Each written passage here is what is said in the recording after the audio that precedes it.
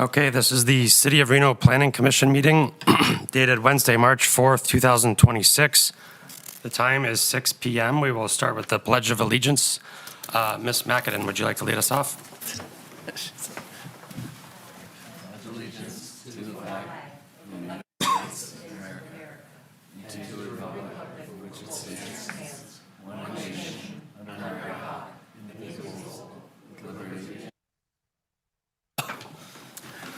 Madam Clerk, roll call.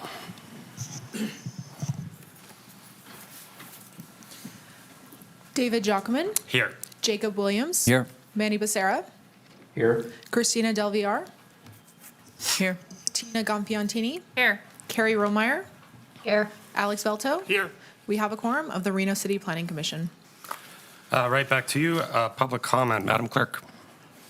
It should be noted for those in the audience that comments are to be addressed to the Planning Commission as a whole. Comments heard under this item will be limited to 3 minutes per person and may pertain to matters both on and off the Planning Commission agenda. Please note that the Planning Commission may not take action upon any matter not agendized for possible action on today's agenda. When you are called on for public comment, please state your name for the record and begin speaking. The timer will begin when you say your name, and you will be afforded 3 minutes. If you're an attendee in the Zoom meeting and would like to make public comment at this time, please raise your hand. Lastly, while in this room, please be respectful. Warnings will be issued by the presiding officer if there is disruptive behavior, and you'll be asked to leave chambers if the behavior continues. We did receive correspondence that was general in nature and not specific to any items on the agenda. These were forwarded to the Planning Commission and have been entered into the record. With that, I do not have any request to speak forms for general public comment, and we do not have any hands raised in the Zoom meeting. Thank you, Madam Clerk, and we will have an opportunity for public comment during every item as well. We will now move on to approval of the agenda. Mr. Chair, if you mind, I'd like to make a approval of the agenda, but if possible to amend it to move C5 and C6 to the top, and if possible, expedite. Any other thoughts from the commission regarding that change? Commissioner Velto, I would second that change. Commissioner Becerra? Could we, for the public, just clarify what those items are and why there's a reason to expedite? The items of question there are the Ramirez rear setback deviation and the 118 West Street fence height deviation. Okay. And what's the rationale for expediting exactly, though? I believe, I guess I'll let Commissioner Williams speak to that. Commissioner Williams, for the record, two very basic proposals in front of us, just setbacks and fence height. And What does basic mean, Commissioner? For the public again. yeah, rear yard setback from a reduction of 3 feet and a height standard of over less than 4 feet would be the scenario, but I'm sure they can. Chair, might we ask if anyone in the public has come to speak on these items? Or are there some people in the Zoom room, perhaps they've come to speak on these items? We will still address public comment under each item.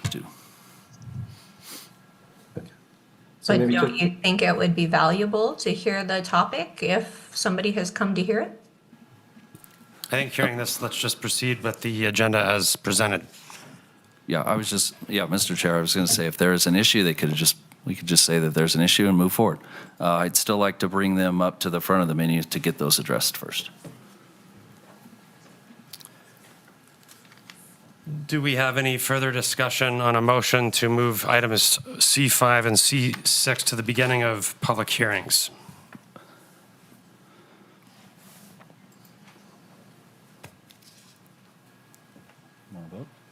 If not, let's proceed with a motion. Happy to make a motion, though I think you could probably unilaterally move around the agenda, but if you'd like a motion, I would move to move agenda items C5 and C6 to the top of the agenda. Was that the motion you wanted, or do you want a motion to approve the agenda?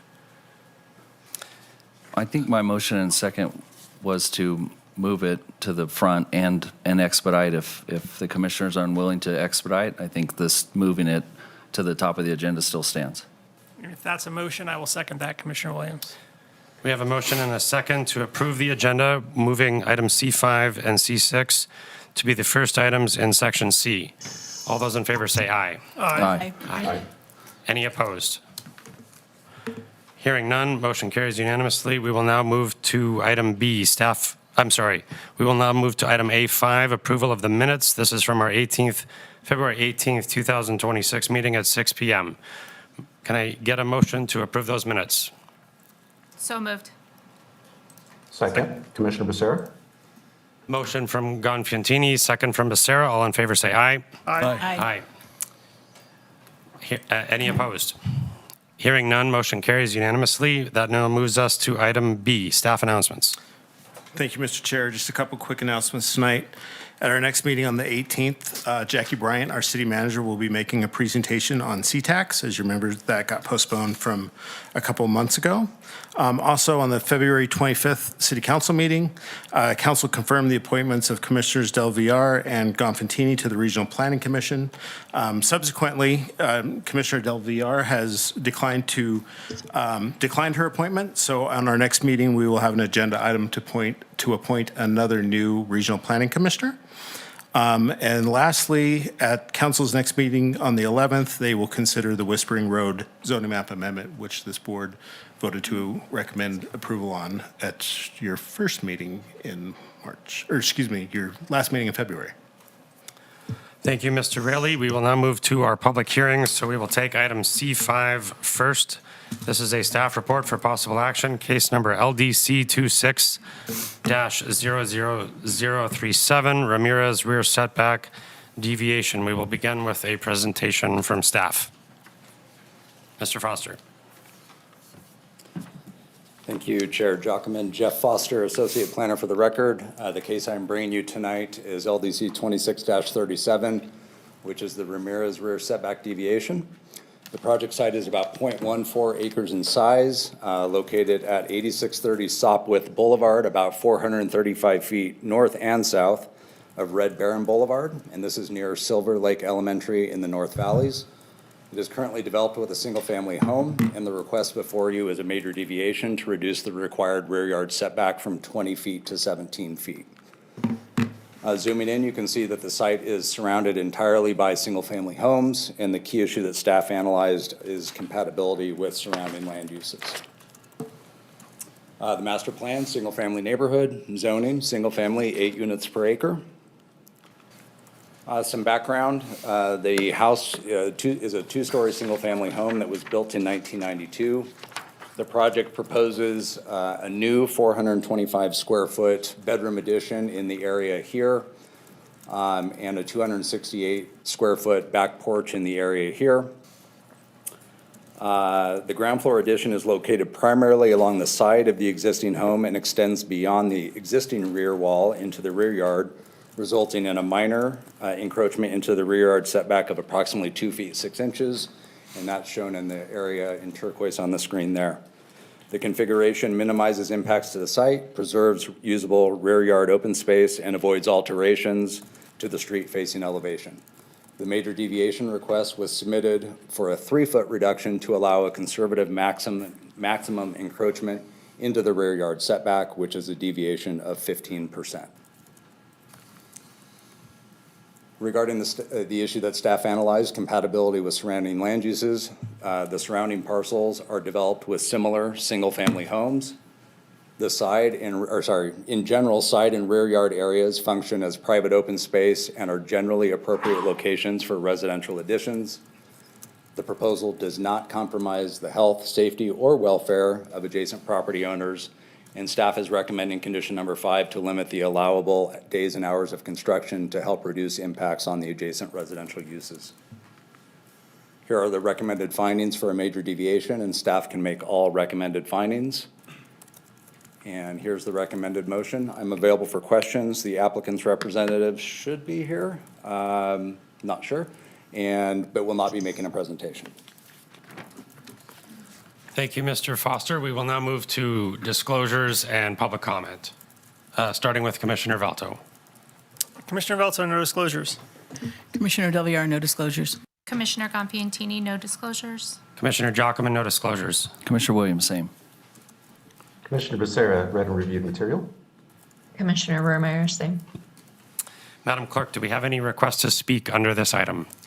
I did not receive any comment forms in person, and we do not have anyone online with their hand raised.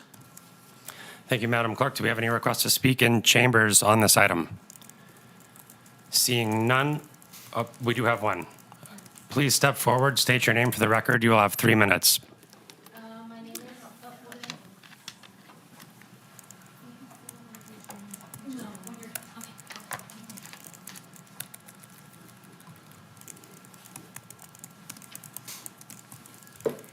Hello, my name is Juliana Segoviano. I'm representing my parents, Jose Maria Munguia, for 8570 Southwest. So we'll excuse our ignorance about this, but we were concerned of the letter. And I just heard the sir speaking about the changes they want to do.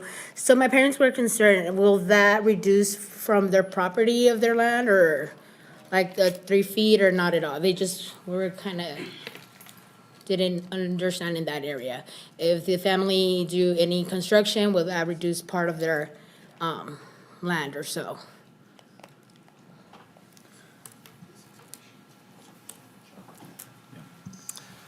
We do not answer any questions during public comment, but we, as commissioners, have the ability to ask questions of the applicant. You're welcome to say what you would like pertaining to the item. Oh, okay, okay. We were just wanted to know in regards to that. Well, pretty much that was it. Thank you. Thank you. Do we have any other requests to speak in chambers under this item? Seeing none, we will now close public comment and proceed to questions from the commission. Commissioner Becerra. Thank you. I would just like to, I guess, ask a question on behalf of the member of the public that just spoke. Could we, Jeff, would you mind addressing that question just so she and her parents have an answer? Absolutely. Jeff Foster, Associate Planner. So the deviation is for a 3-foot reduction to the rear yard setback for the parcel that owned by the applicant. It does not affect in any way any adjacent parcel. So no, it would not affect the parcel in question. Great. Thank you, Jeff.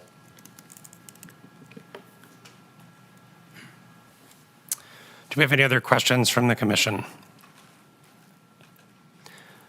Seeing none, we will now go to deliberation where we will entertain a motion. Commissioner Williams, I'm happy to entertain a motion.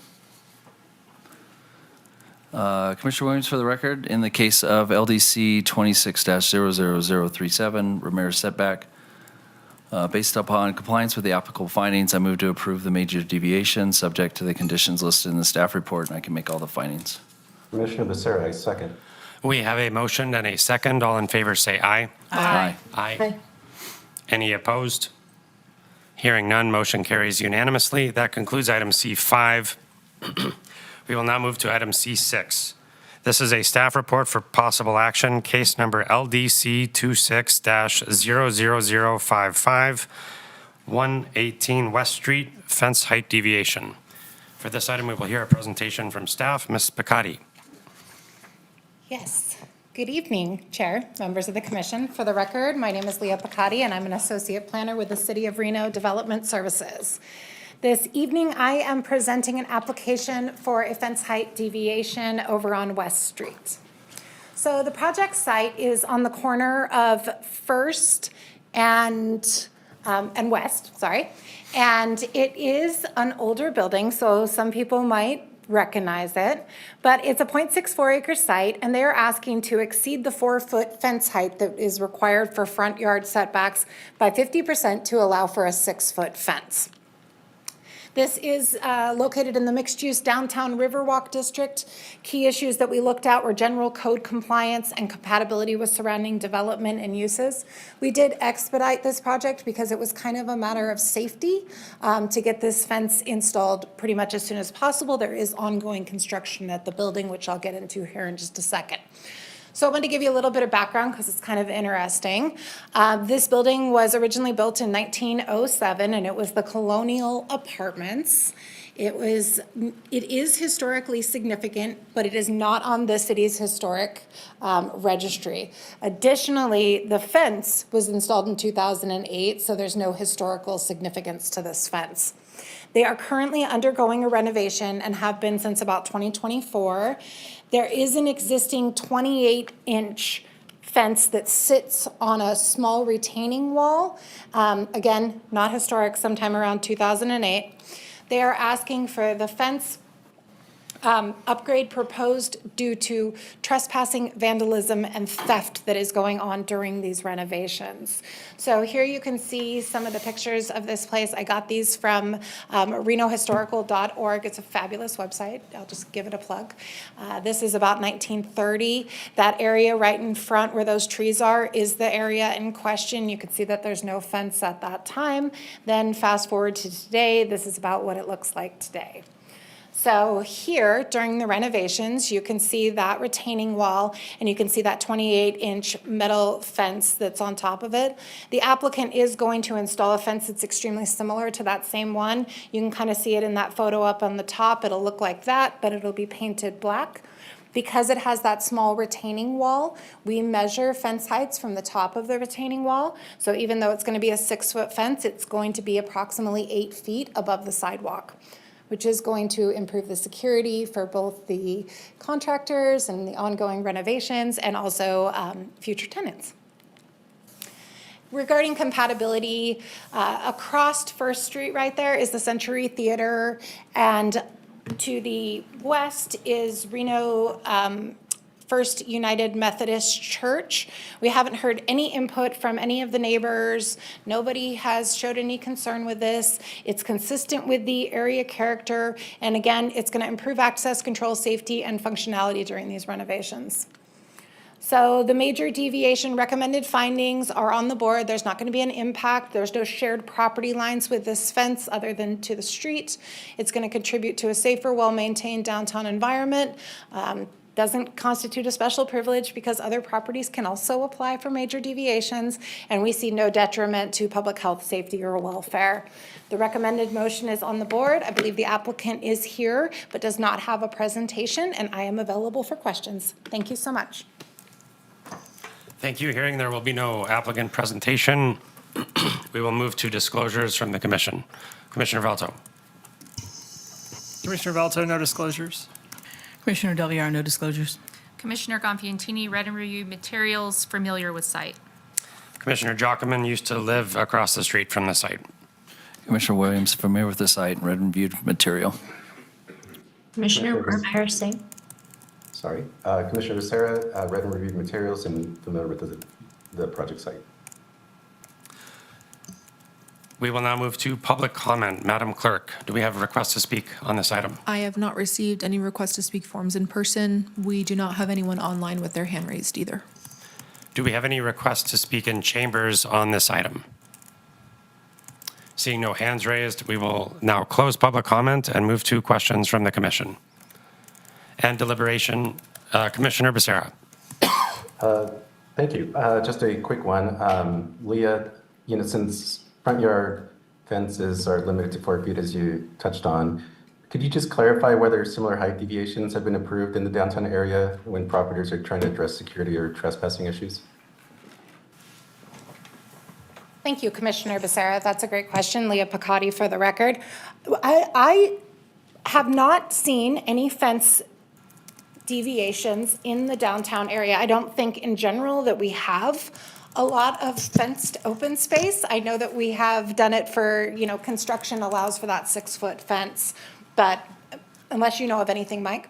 Commissioner Becerra, Mike Raley for the record. There are some instances within the code itself that allows the administrator to increase fence heights if it's consistent with the surrounding area. A couple that I can think of that are in the MU zone is the Depot on 4th Street.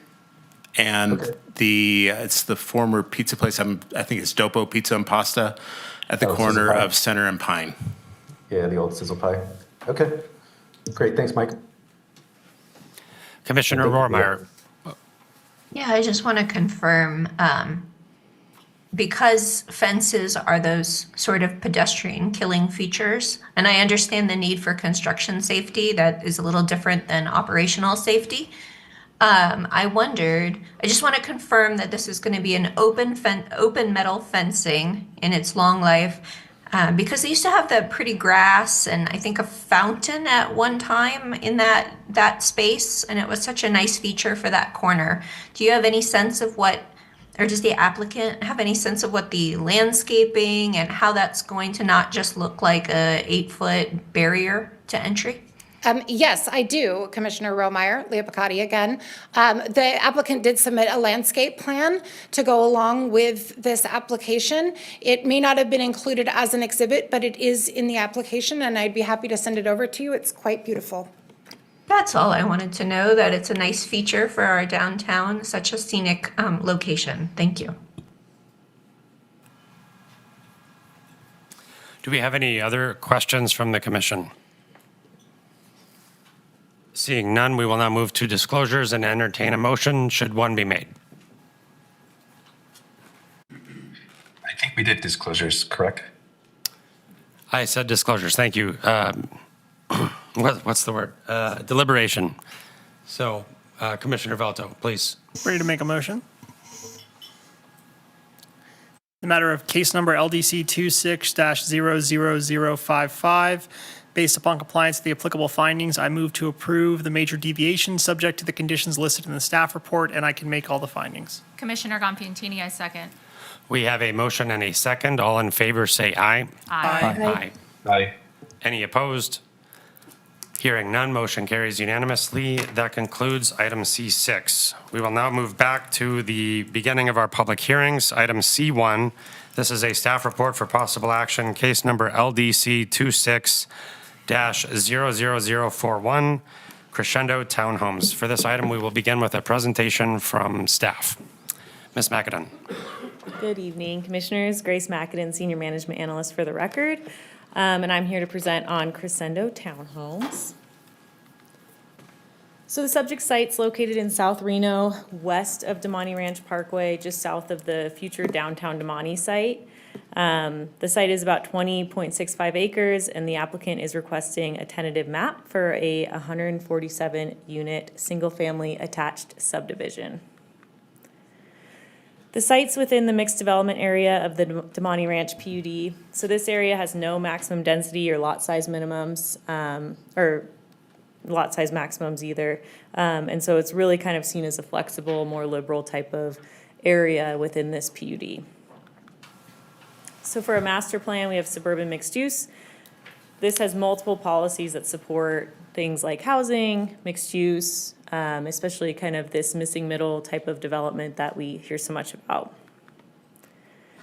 And so again, we're looking at a project for 147 attached single-family townhomes with 3.21 acres of common area, about 4 parking spaces per unit, and it's a mix of 2 or 3 bedrooms. So this is kind of one of those great projects that offers a modest density with ample parking, and I think that's a great thing to present to this body because it kind of offers all those things we're usually asking about. When we look at compatibility, this fits in quite nicely with the surrounding area. We have the future downtown Damani to the north, Steamboat Center kind of to the northeast, and then an existing apartment complex to the east. And we have kind of some easy pedestrian access to a number of these neighborhood centers to help facilitate that pedestrian environment that's already existing down there. So kind of to touch more on pedestrian connections, if you've spent any time in this area, this neighborhood's really, really good at having pedestrian connections and kind of treating them like trails.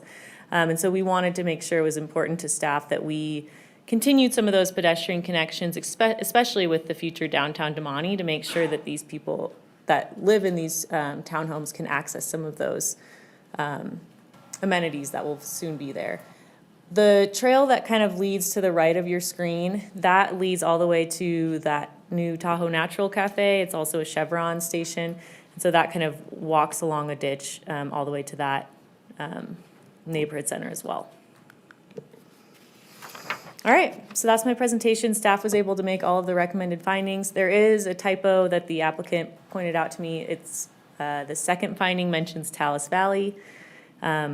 I did copy this from that, we used it as a template, so I forgot to update that, so I apologize. This is the Damani Ranch PUD, but still, staff was able to make all applicable findings, and that's the recommended motion, and I'm available for questions. The applicant is also here with a presentation, if you'd like to hear it.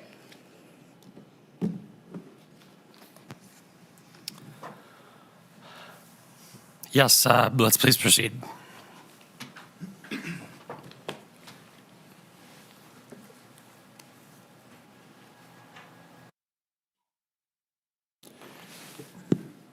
Good evening, Gabe Whitler, Odyssey Engineering. Thank you for having me.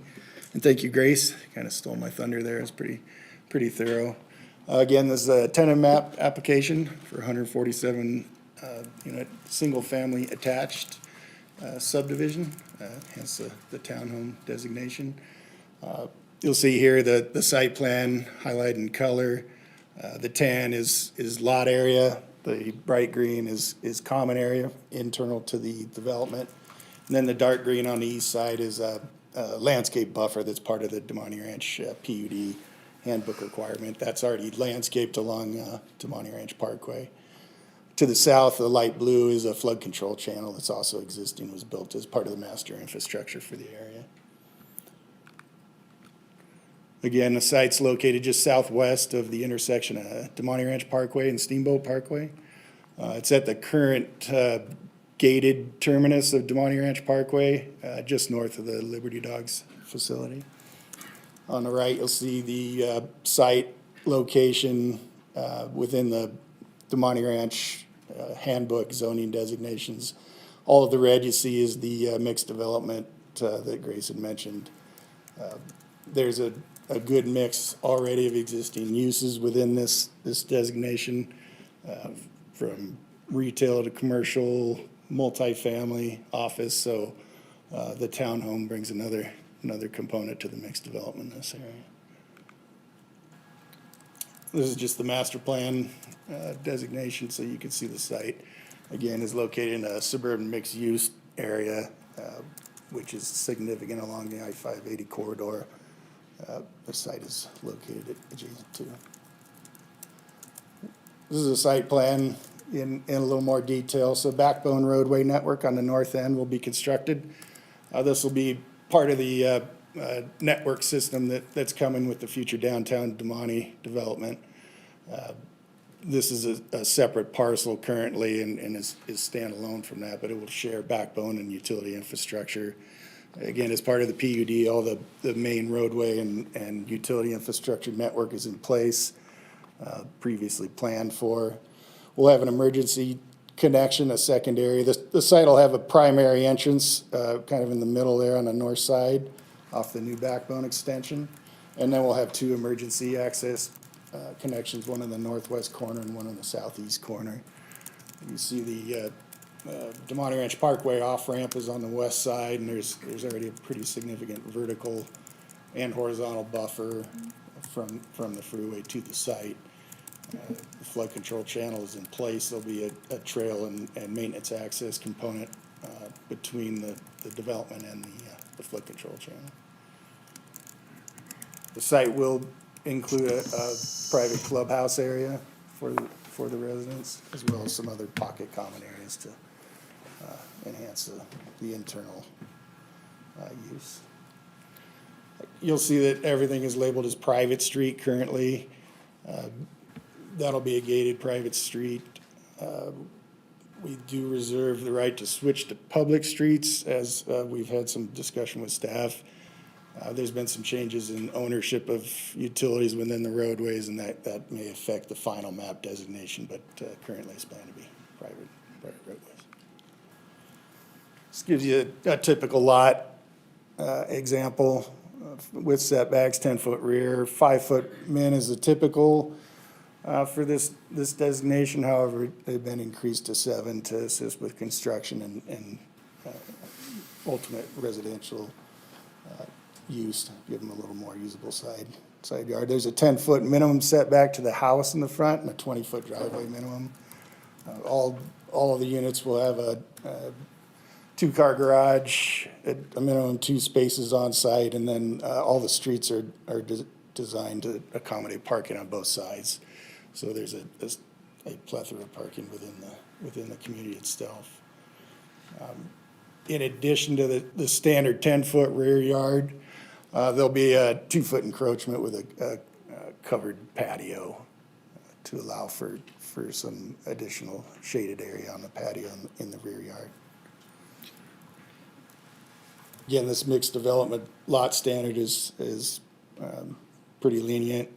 There really aren't any restrictions within the main zoning, so. On the right, you'll see kind of an area breakdown, just giving you lot area, common areas, private streets, that sort of thing. Gross density is just over 7 units per acre and a net of just over 12. And I believe you can go up to 105 units per acre in this area if you so desired. This is just the site plan overlaid with a fairly recent aerial, just to give you a little more context. On the south there, you can see the Liberty Dogs campus under construction. Multifamily to the east, it's still vacant, future downtown Des Moines to the north, and the freeway on the west. And just a larger overview, just to kind of put it in context. As Grace mentioned, though, there's already a pedestrian crossing being constructed with activated flashers to get across Des Moines Ranch Parkway, and that ties you into the trail network, which takes you throughout the Des Moines Ranch development. And also gives you kind of an idea of how the connectivity to the commercial center will function. You also see a concept of the roadway network to the north that'll be taking place with downtown Des Moines. So this site eventually will have access to 3 signalized intersections for access down to Des Moines Ranch Parkway. The site isn't enough units in itself to trigger a formal traffic study. However, it's part of the master plan development, and so this type of infrastructure was anticipating this sort of development. So that's kind of the overview. If you have any questions, please feel free. Thank you. Thank you very much. We will now move to disclosures from the commission and then public comment. Commissioner Velto. Commissioner Velto, no disclosures. Commissioner Del Villar received and read material, and I'm familiar with the site. Commissioner Gonfalonieri reviewed materials, familiar with the site. Commissioner Jockman, no disclosures. Commissioner Williams read the material and also familiar with the site. Commissioner Ramirez Singh. Commissioner Becerra read and reviewed material, and I am familiar with the site. We will now move to public comment. I apologize, my voice is hoarse tonight, so if you can't hear me, bear with me. But Madam Clerk, public comment. I did not receive any request to speak forms in person. We do not have anyone online with their hand raised. Do we have any requests to speak in chambers at this time? Seeing none, we will now move to questions from the commission. Commissioner Del Villar. Thank you. I think, Grace, this is probably for you. First off, I'm super excited to see this area finally being developed. I think that's great. We received public comment, and somebody asked, they said that they're totally behind this, but they're just kind of curious about affordable housing or things like that. And I know that that's not necessarily part of what we're talking about here today, but just kind of curious as to, was there any thought input into that? And then just in general, maybe more for Mike or somebody else, like what is Reno's thought process around trying to bring more affordable housing? Yeah, obviously very important to think about. There's such a need for affordable housing. So by design, the diversity of housing options, the more diversity of housing options you can provide, the more affordable it will be. And so this area is actually really good. You have we all think of Des Moines Ranch as being detached, single-family, kind of typical subdivision. But you have apartments across the street. Further down the way on Steamboat, you've got kind of some townhomes or some some townhomes, and then you have some other attached single-family, you have some duplex product in this area, and so this will just add to that diversity of housing type. Affordable housing, which is subsidized affordable housing, we only have maybe 3 developers that do it regularly in this area because it's so difficult. Going through the HUD process or getting these funds from these different entities and organizations takes a really long time. And so from our perspective, getting units to market fast is probably number one. Obviously, subsidized affordable housing, we prioritize internally. We make sure that they're expedited. We do with the best we can. But we would never turn away something like this and say it has to also be affordable because we just want to get it to market. Great, thank you. That makes sense. Understood. And then the only other question I had is regarding the Liberty Dogs next door. Are there any specific construction? I just want to make sure that the dogs and trainers and everybody are being thought of as the construction process is happening. Sure. Typically with, I guess, any development, we have certain hour restrictions for construction, but we also have that pretty large drainage channel that separates these 2 projects. And so we think that's going to be a pretty good mitigation measure in and of itself.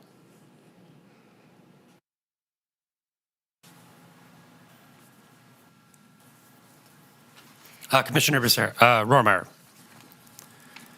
Great. Yeah, thank you for the presentation. I just wanted to get clarification on what is the city's take on missing middle? Because this, is one of those kind of definitions that can vary. And so in terms of this project specifically, how is this the missing middle? Definitely. I think it can be used as a buzzword, and I apologize for throwing it out there. When we've been processing text amendments or affordable housing, we typically use missing middle to refer to duplex or townhome type products. So anything in between multifamily and detached single family. And so duplex, fourplex, and I guess maybe those townhomes could be kind of a stretch if that's what you're kind of getting at there. But to me, anything between your typical apartment multifamily and your detached single family is that missing middle. Okay. No, I appreciate that. Yeah, single family 0 lot line is slightly different in my opinion, but I appreciate the density definition by the city. Did we see a street view or a front articulation elevation? We did. I believe there were some included in the application materials. They're not part of this exhibit, or they weren't part of an exhibit for this particular staff report, just because those can change as with this tentative map. They have certain requirements they have to meet with articulation, and so we didn't feel the need to tie them into any articulation standards at this time. I bring it up because these are really at a unusual angle. If you look at the way they're positioned, and when you have high multi-story single family attached, it can start looking a little canyon-like. And so I wondered if the plan, and this is maybe for the applicant architect, is to step them back a foot or 2 off of the front, or is it just going to be a long row?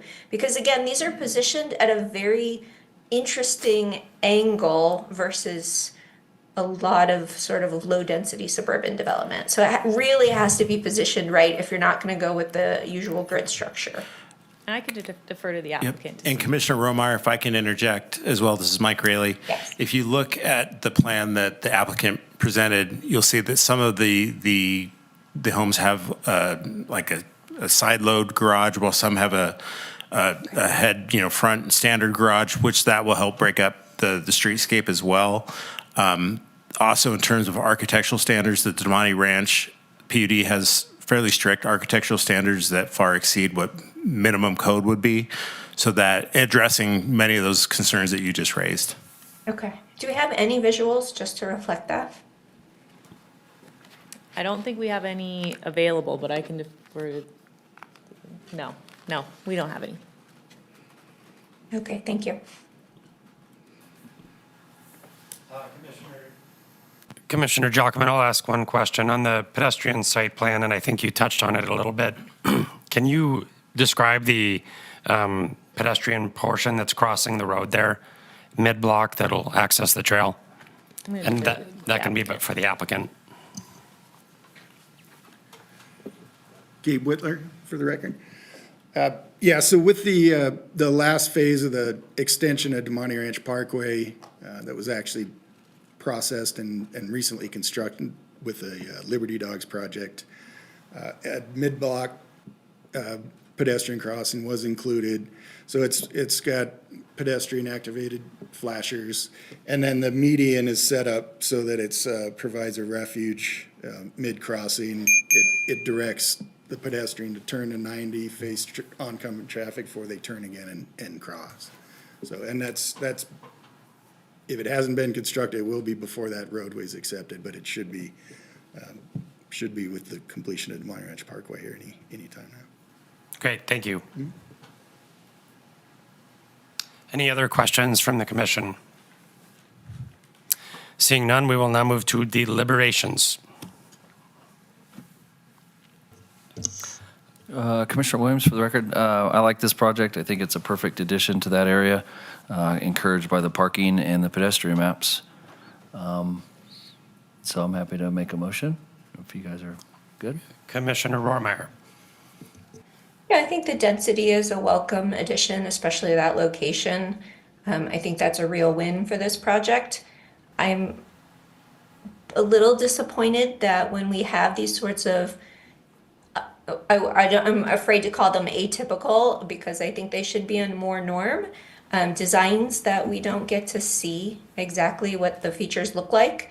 I think the public and all of us on the Planning Commission would benefit because they can get a canyon effect and because they can be a little different than what we're used to seeing on the landscape. So, that's just a comment for the future. Thank you. Commissioner Jockman, I'll say I think it's great that we have the crosswalk as a part of this approval. I don't think you would actually be required to do that per code, but I can see that there would be jaywalking, especially in that area without it. So I think that's great. Commissioner Rohrmeyer, you still have your hand raised. Would you like to say something? Oh, apologies. Any other deliberations from the commission? Hearing none, we will entertain a motion, should one be made. Commissioner Williams, I'm happy to make the motion. In case of LDC 26-00041, based upon the compliance of the applicable findings, I move to approve the tentative map, and I can make all the findings. Commissioner Del Villar, I second. We have a motion and a second. All in favor, say aye. Aye. Aye. Any opposed? Hearing none, motion carries unanimously. That concludes item C1. We will now move to item C2. This is a staff report for possible action, case number LDC 26-00027, South Valleys Park Expansion Phase 2. For this item, we will begin with disclosures from the commission and then proceed with a staff presentation. Commissioner Velto for disclosures. Commissioner Velto, no disclosures. Commissioner Del Villar, familiar with the site and received and read all the material. Commissioner Gompiantini, read and reviewed the materials, familiar with the site. Commissioner Jockman, on this matter, I sought guidance from the city attorney's office, and I've been advised that I have a personal commitment in a private capacity to the interest of my employer. I have also been advised that the independence of judgment of a reasonable person in this situation would be materially affected by my commitment in a private capacity. As such, I will not be participating or voting on this item today. Mr. Vice Chair, would you please take over in my absence? And Madam Clerk, please lodge this disclosure for the record. Thank you. All right. Commissioner Williams, disclosures, read and view material, familiar with the site. Pretty sure I was here for the first approval. Commissioner Becerra. Read and reviewed materials, and I'm familiar with the site. Commissioner Rohrmeyer, read and reviewed materials. Okay. Leads us right into staff report. All right, good evening, Commissioners. Grace Macadin again, Senior Management Analyst for the record. And now I'm presenting on South Valleys Park Expansion Phase 2. Quick presentation. I think we're all familiar with the site. This body heard a zone change to bring it to Parks, Greenways, and Open Space not too long ago. And so now this is the actual development of the expansion. The park as a whole is about 69 acres. It has that Parks, Greenways, and Open Space zoning now. The applicant is requesting a major site plan review for disturbance of a major drainage way and non-residential development adjacent to residential zoning. Some key issues staff looked at were site design, compatibility, and drainage and traffic. So let's start with site design and compatibility. I think we all know that, I hope we all know park seems to be compatible with this area. It's been here forever. I think it functions really well. It's surrounded by residential and neighborhood supporting uses, and then it also has that PGOS zoning, which is intended for parks and open space. The site design was important to look at. This park is massive. The area can become quite congested if any of you have been there for baseball games or been to the ice rink that's down there during kind of a busy time. You might know that parking and traffic can become a little difficult. So it's hard to see here, but one of the requirements of the applicant is to construct a new roadway at the northern end of the site that connects to Virginia. And so this will help alleviate some of those issues that maybe some of you have experienced when accessing this park. The next thing to discuss is drainage. So as I mentioned, they are disturbing a major drainage way to construct this roadway that's required of them. However, most of the drainage way is not in a great state right now. There's a lot of debris and erosion happening, and so as part of this process, they will actually clear out the drainage way and help it function a little bit better. The clearing and channelization might actually help kind of stabilize some of those flows. So that's my presentation. Staff was able to make all recommended findings. We're also super excited about this phase of the expansion of the park, and we look forward to kind of future expansions. That's the recommended motion, and I'm available for questions. I believe the applicant's here if you'd like a presentation from them, or they actually might just be available for questions. Great, thank you, Grace. Did the applicant want to present? Or just a couple comments? I just have a couple of plan sheets I just wanted to show you. Would you mind just stating your name for the record? I will. I'm Greg Lyman. I'm with Dow Engineering. I represent Washoe County. So just really briefly, I mean, we're putting in two girls softball fields as part of the Little League organization. We're working really closely with the local Little League. We did a phase one where we expanded parking through the facility. This is phase two where we'll put in the first couple fields, and then this figure shows the long driveway, if you will, to get out to Virginia to help alleviate some of the traffic there. Can we go to the next picture?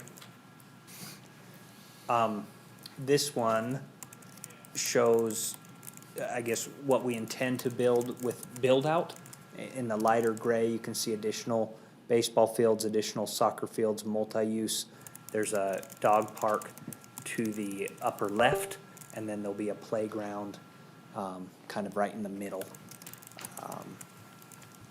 And then this just is a quick overview of our landscape plan showing trees throughout the park, and the darker hatch is the current sod we're adding, the lighter hatch is future sod for the future fields. So that, that's my whole presentation. Just wanted to show you what we're doing, and then I am available to answer questions. Great, thank you. Madam Clerk, open up public comment. Do we have anybody that'd like to speak? Sure thing. I have not received any public comment cards in person. We don't have anyone online, but if there's anyone in chambers who wants to make public comment on this item. Great. If you just come up to the mic, state your name for the record. You got 3 minutes. Absolutely. My name is Wes Muse, and I'm here representing the Washoe Little League. The said partner, as the Dow presentation has aptly pointed out. Obviously, the Washoe Little League is extreme support of this overall project, and this particular consideration as far as the road that connects to Virginia Street and the drainage in the area. Not only as a member of the board of directors, as a dad who has 2 girls who will benefit from these fields and the eventual expansion of the park. I live in the Galeno Meadows housing division, just up. And this road will help to alleviate the traffic concerns that are there. And then this drainage ditch, as far as being cluttered and not having strong drainage and water collection during weather events like we had earlier this week is a welcome addition to this plan. So as a Little League, as a dad, as a constituent of the area, as a member of Washoe County, strongly recommend that you support this project, the fine work that Dal's done in the development in phase 2 of this project. Thank you. Wonderful. Thank you, sir. Anybody else in chambers? Okay, I think we'll close public comment. That opens us up to questions from the commission. Who'd like to start? Commissioner Commissioner Becerra, do we need to do disclosures and then, We- we did at the beginning, right? That's why we did the switcheroo. Yes. Okay, but just for what it is worth, though, we did lose video signal remotely, and it might be impacting anyone else tuning in from the public. Yes, we're trying to reestablish the video connection. If the commission would like to take a break while we work through it, I think, Jasmine, you can correct me, but I think we just need to maintain audio. But if the commission would like to take a break while we try to fix it. That's correct. You can continue or you can take a break. 2 minute? Take a couple break. Yeah, okay. Oh, we'll take a 2-minute break? All right.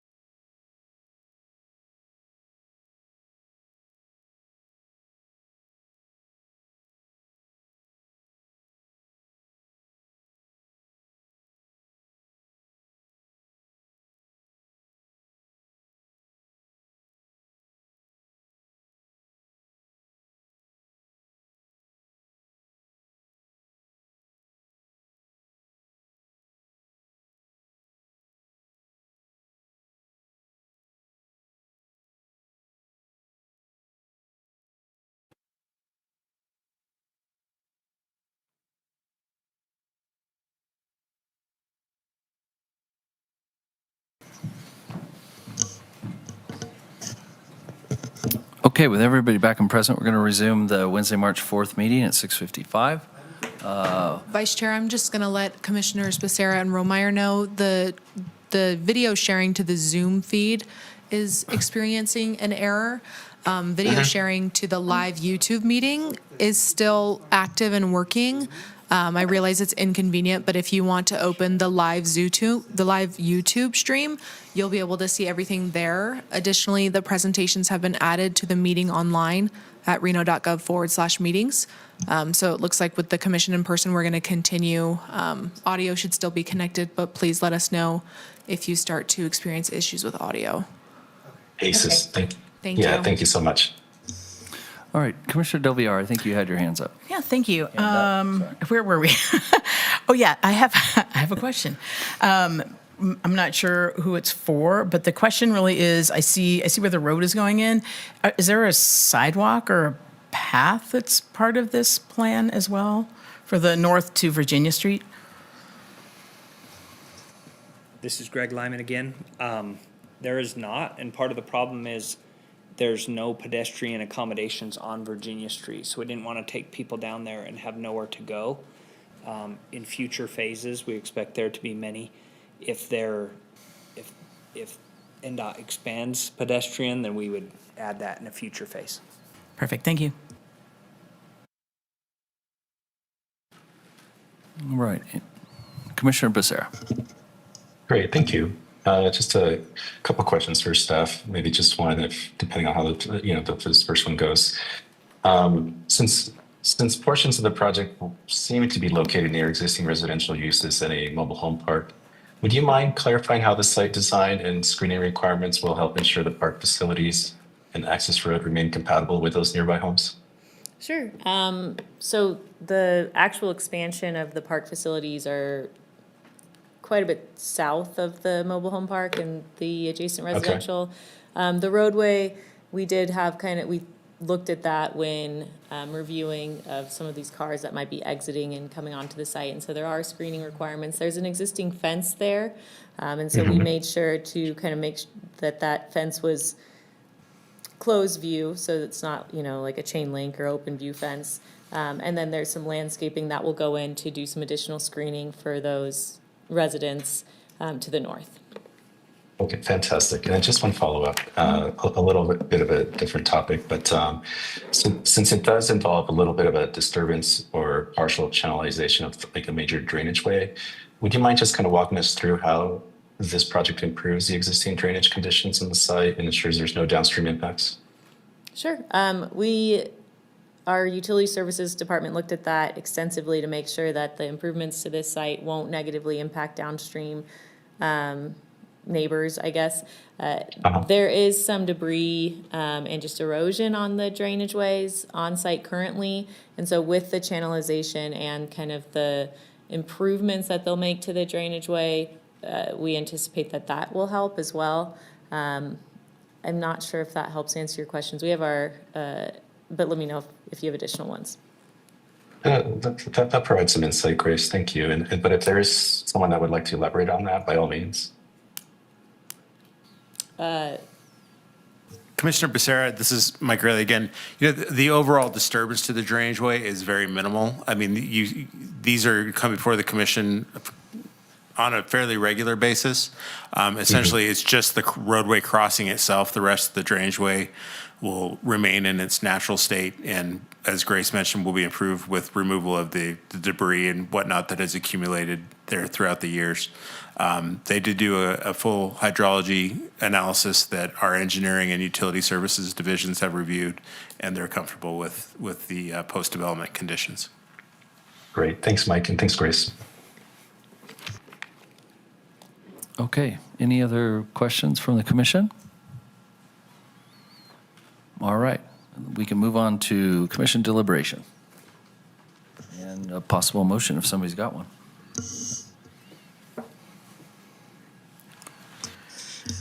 I'm happy to make a motion if somebody can put it up. Thank you. Unless anybody else has any more discussion. Okay. In the matter of case LDC 26-00027, based upon compliance with the applicable findings, I move to approve the major site plan review, subject to the conditions listed in the staff report, and I can make all the findings. Commissioner Gampiantini, Commissioner I Becerra, second. I second. All right, we got a motion from Commissioner Del Villar and a second by Gonfiantini. All those in favor? Aye. Aye. And any opposed? All right, motion passes unanimously, and just give us a second for Chair Jockman.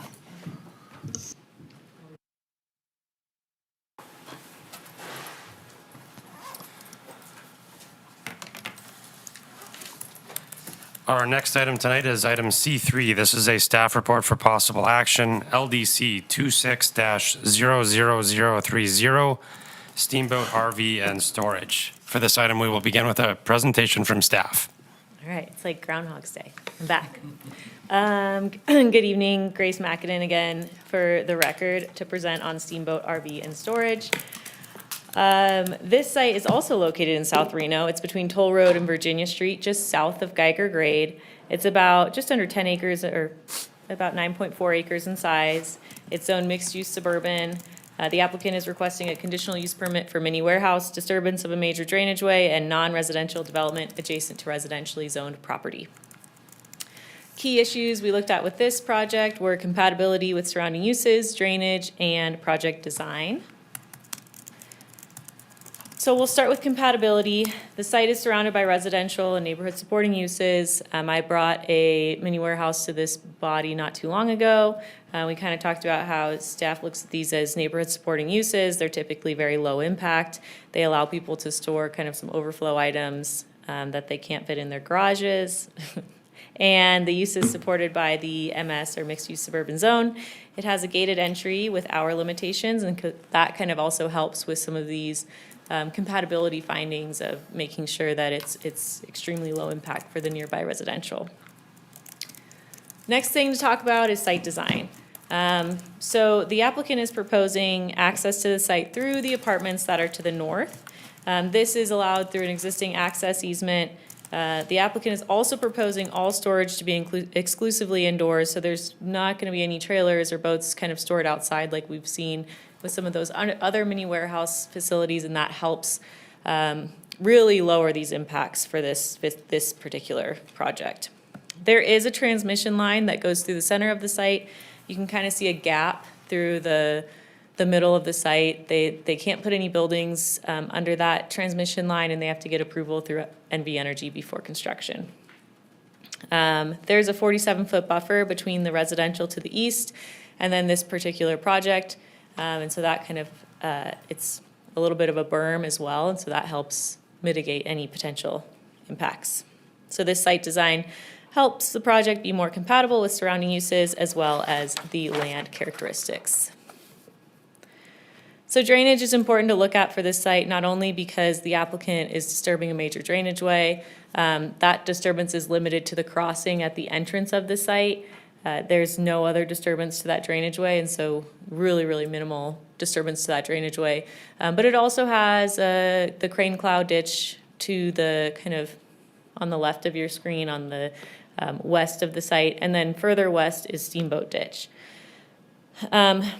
So any or additional drainage from the site discharges to the crane cloud ditch and Steamboat. There will be maintenance agreements in place required prior to building permits being approved to ensure all parties associated are aware of improvements. But we did look at all the drainage for this site, and our engineering and utility services department was satisfied. All right, staff was able to make all required findings. Recommended motion is on your screen. The applicant is here for questions, but they do not have a presentation, and I am also available for questions. Thank you. We will now move on to disclosures. Commissioner Velto. Commissioner Velto, I think there was one public comment that I received and reviewed. Other than that, no disclosures. Commissioner Del Villar, read and reviewed materials, and I'm familiar with the site. Commissioner Gampiantini, read and reviewed materials, familiar with the site. Commissioner Jockman, phone call with the applicant representative. Commissioner Williams, read and reviewed material, comments, and familiar with the site. Commissioner Becerra read and reviewed the materials, and I am familiar with the site. Commissioner Ramirez, same. Madam Clerk, do we have any public comment under this item? Yes, I have one in person from Francis Tryon.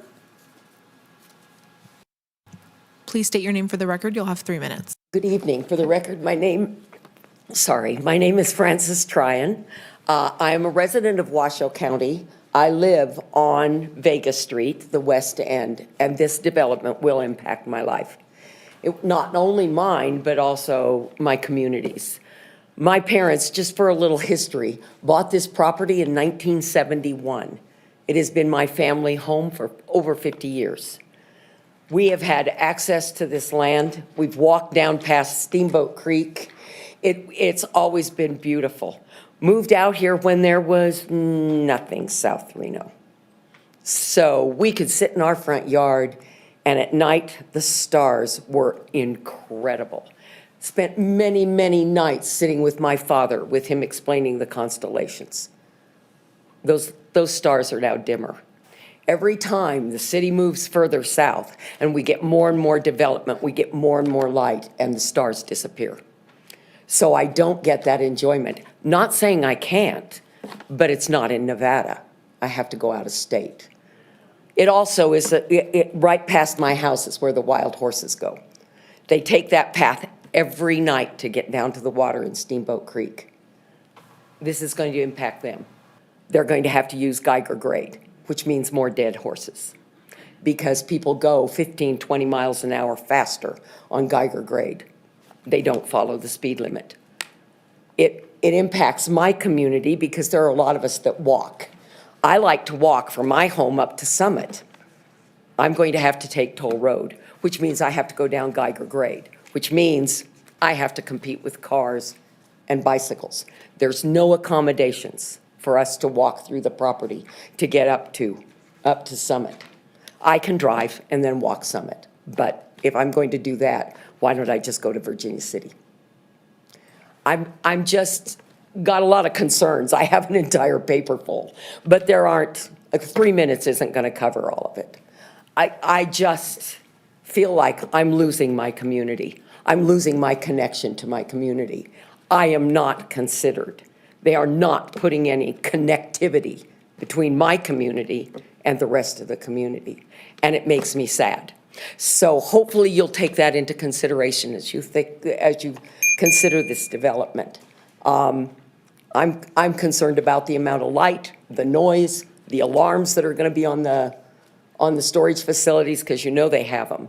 Hours of operation, it all is a concern. I want my peace.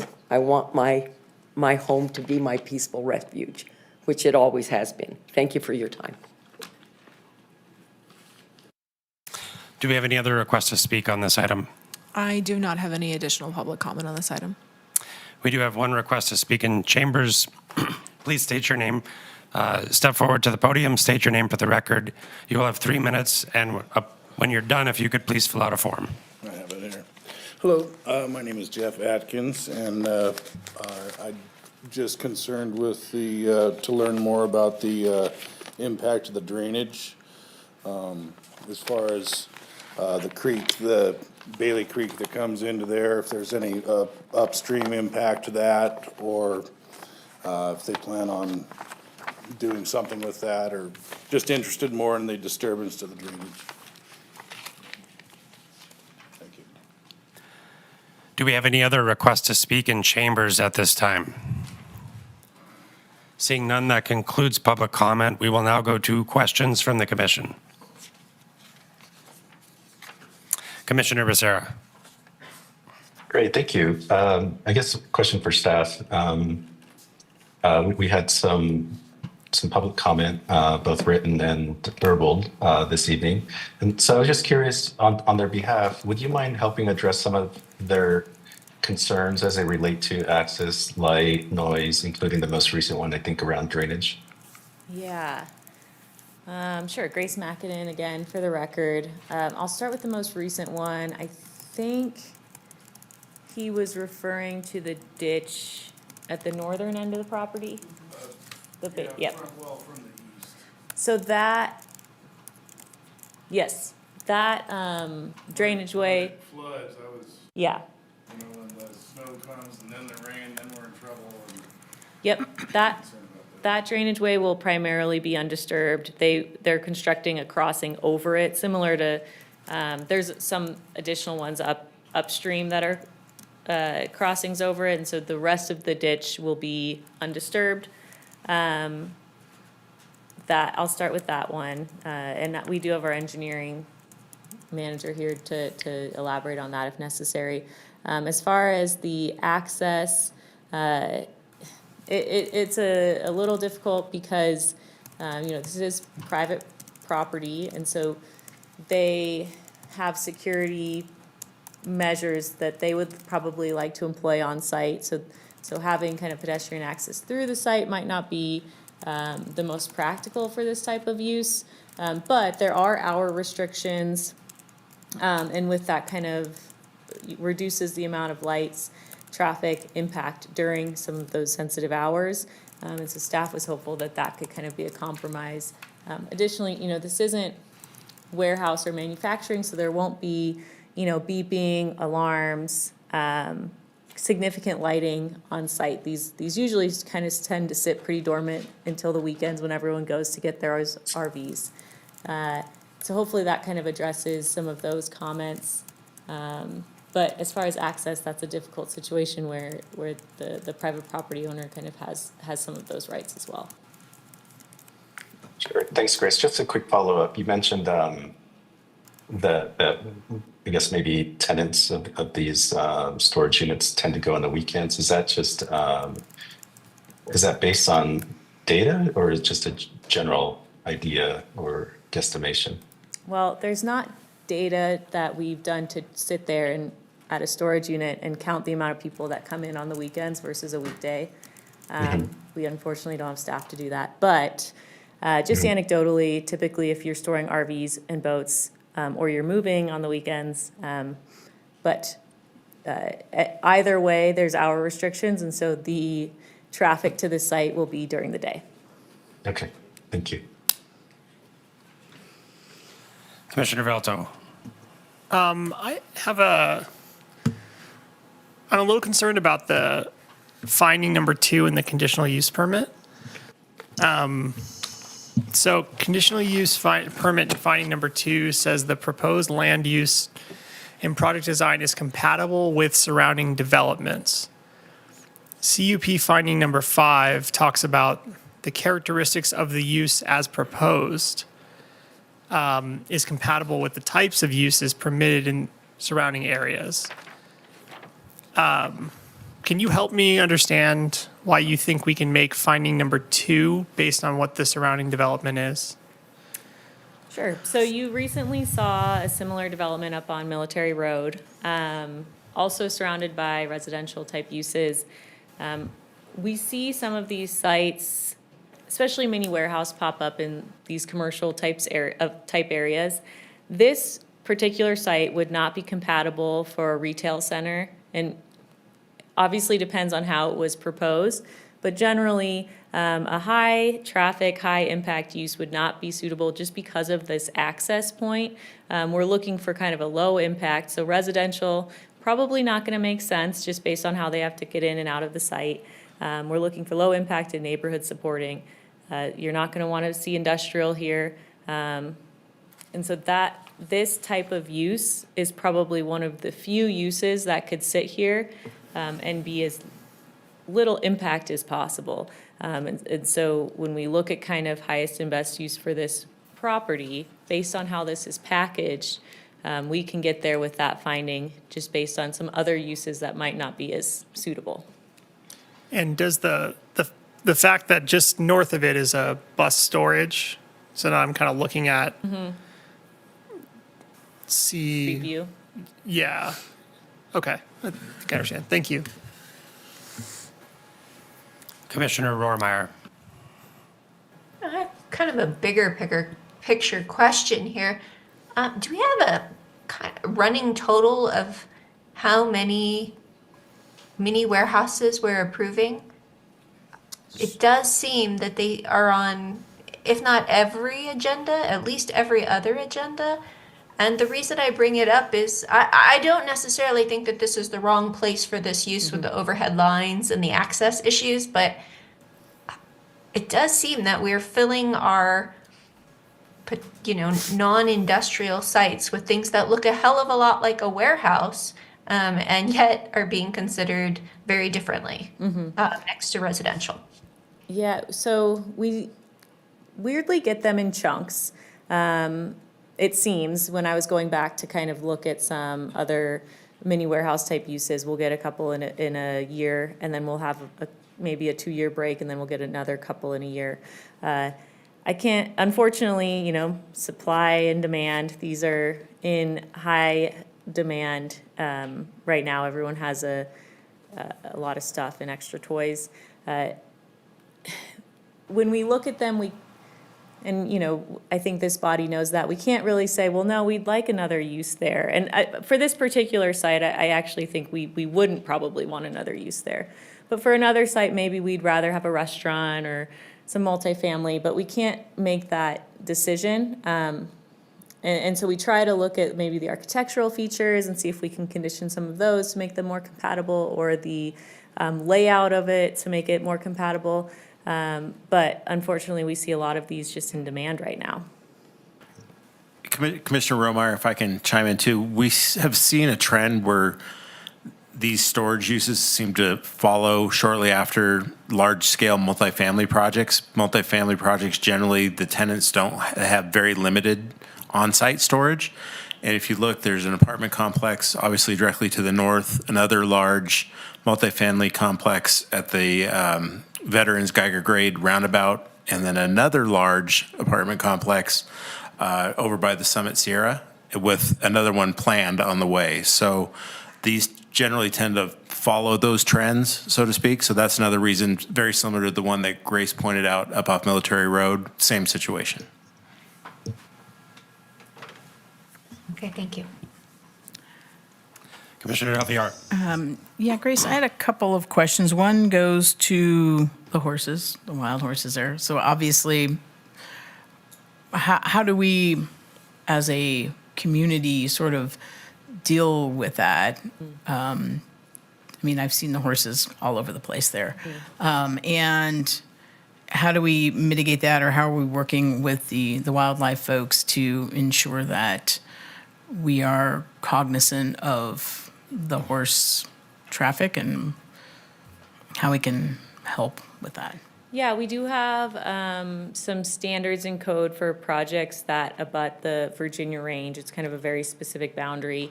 More typically, we see this with things like Talus Valley that this body's seen recently, those that are kind of right up against that range. We've seen fencing and horse guards that have had to be put in place. Looking at kind of their not migratory pattern, but the traffic route they take to go water and then go feed. We don't want to obviously bring these horses closer to roadways for people's safety. And so that is kind of dealt with on a broader level of the city, of looking at when we abut that Virginia range, we have horse fencing going in that the city council's just paid for. And so that's kind of how we look at that. With this particular project, if they are going to water to and from Steamboat property, this particular project doesn't have, it's not, the horse fencing or the cattle guards not anticipated with this particular project. Okay, thanks. And then also, so it's called Steamboat RV and Storage, but it's all indoor. So there'll be indoor RV storage. Okay. And then to the light, I mean, I recognize the hours, and obviously we can't sort of predict when some of that traffic is on the weekends for sure. But to the point about like dark skies and things like that, are there motion lights there, or is it just that Just trying to understand that better. We have some standards in code that address lighting, especially when residentially adjacent, that you can't exceed certain foot candles, which is a unit of measurement for lighting, at that property line. So they can't exceed a 0.5 foot candle at that property line. All lighting has to be covered, directed downwards. It can't be that bollard lighting that just shines straight up in the sky. And so with those types of standards, we're hopeful to kind of help that. Any development is going to add light to an area, unfortunately, especially for security reasons. But we try to encourage applicants, obviously they have their standards covered, directed down in the foot candle standards, and also a brightness standard. Great, thank you. Commissioner Jockman, so this question is directed at the fifth finding under the major site plan review. So for a project, per the staff report, the square footage of the development is more than 124,000. My understanding is that that typically would require 2 points of access. The site plan proposes one. Do we have buy-off from fire for this? Or what's the reason for only having one access in this location? Sure. So the fire marshal did review this project. They had no specific concerns. I did talk to him again today, and he did specifically say just because these are low traffic generating uses and the scope and scale of this project, they didn't require secondary access. So it's low traffic as the basis? Okay, thank you.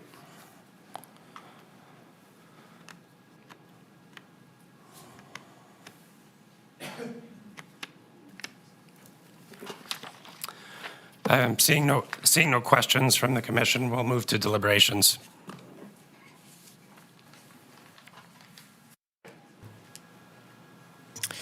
Commissioner Velto, I was initially concerned about the finding, one of the findings under the conditional use permit, specifically finding number 2. I think I understand why it's compatible after looking at some of the aerial maps. And it looks like, in my opinion, it is consistent with the surrounding land use and zoning. So that remedies my concern.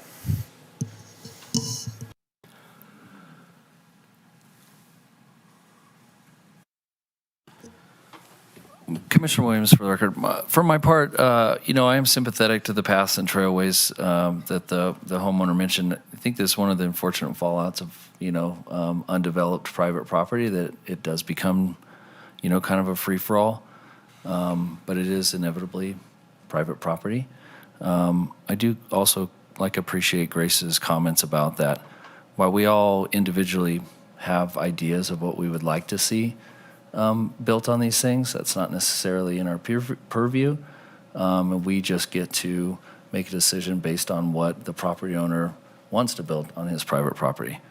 For that matter, looking at the maps on the line, this, organization pretty much owns that entire area, not just this lot, the surrounding lot, the rivers, the north, pretty much south. I mean, there's some big ownership there, so I'm comfortable in it. I get the concerns. I think I can make all the findings. Commissioner Rohrmeyer. Yeah, just to the point that was just made. Yes, private property is subject to the discretion of the landowner and the desires of said development, but the reason we do planning is to direct development towards better, more desirable uses. And so I do believe that the city of Reno should, be looking closely at the number so that we're not oversupplying our lands with low density uses like mini warehouses, of which I agree we get in sort of clusters, but we've had a flurry of them. And so often we have to take a look if we're, using the land in a way that is the highest and best use. And when we have limited private land available, we have the tool of zoning to decide what belongs where. And here we're looking at a case where there's incompatibilities. Now, I think there are some constraints, and this would be even a variance situation with the overhead lines and the single point of entry that could, help justify this use. But I'm really starting to wonder why we're not planning for more sustainable land uses that bring more variability than just warehouses. That's my 2 cents.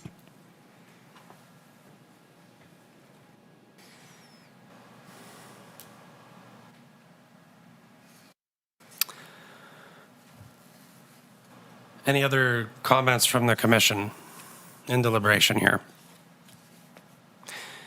Commissioner Jockman, I'll say, so for me, this is a question of, okay, we have the fire code, and in my eyes, it appears that we're maybe deviating a little bit from that.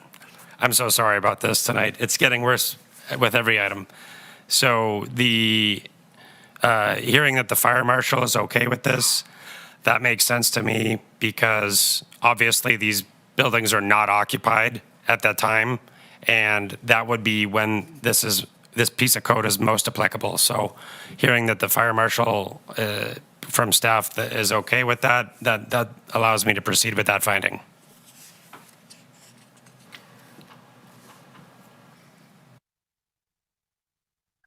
This is Commissioner Becerra. I just wanted to echo that I'm glad some of the other commissioners raised some of the questions and concerns that I had. So I didn't mean to say some of those things, but I'm glad that they were raised, and I concur with some of those concerns and how we look at projects in general, near term and long term.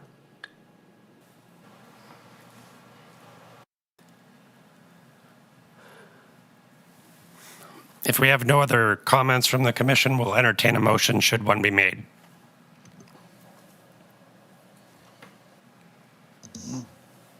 Commissioner Williams, I'll get one started.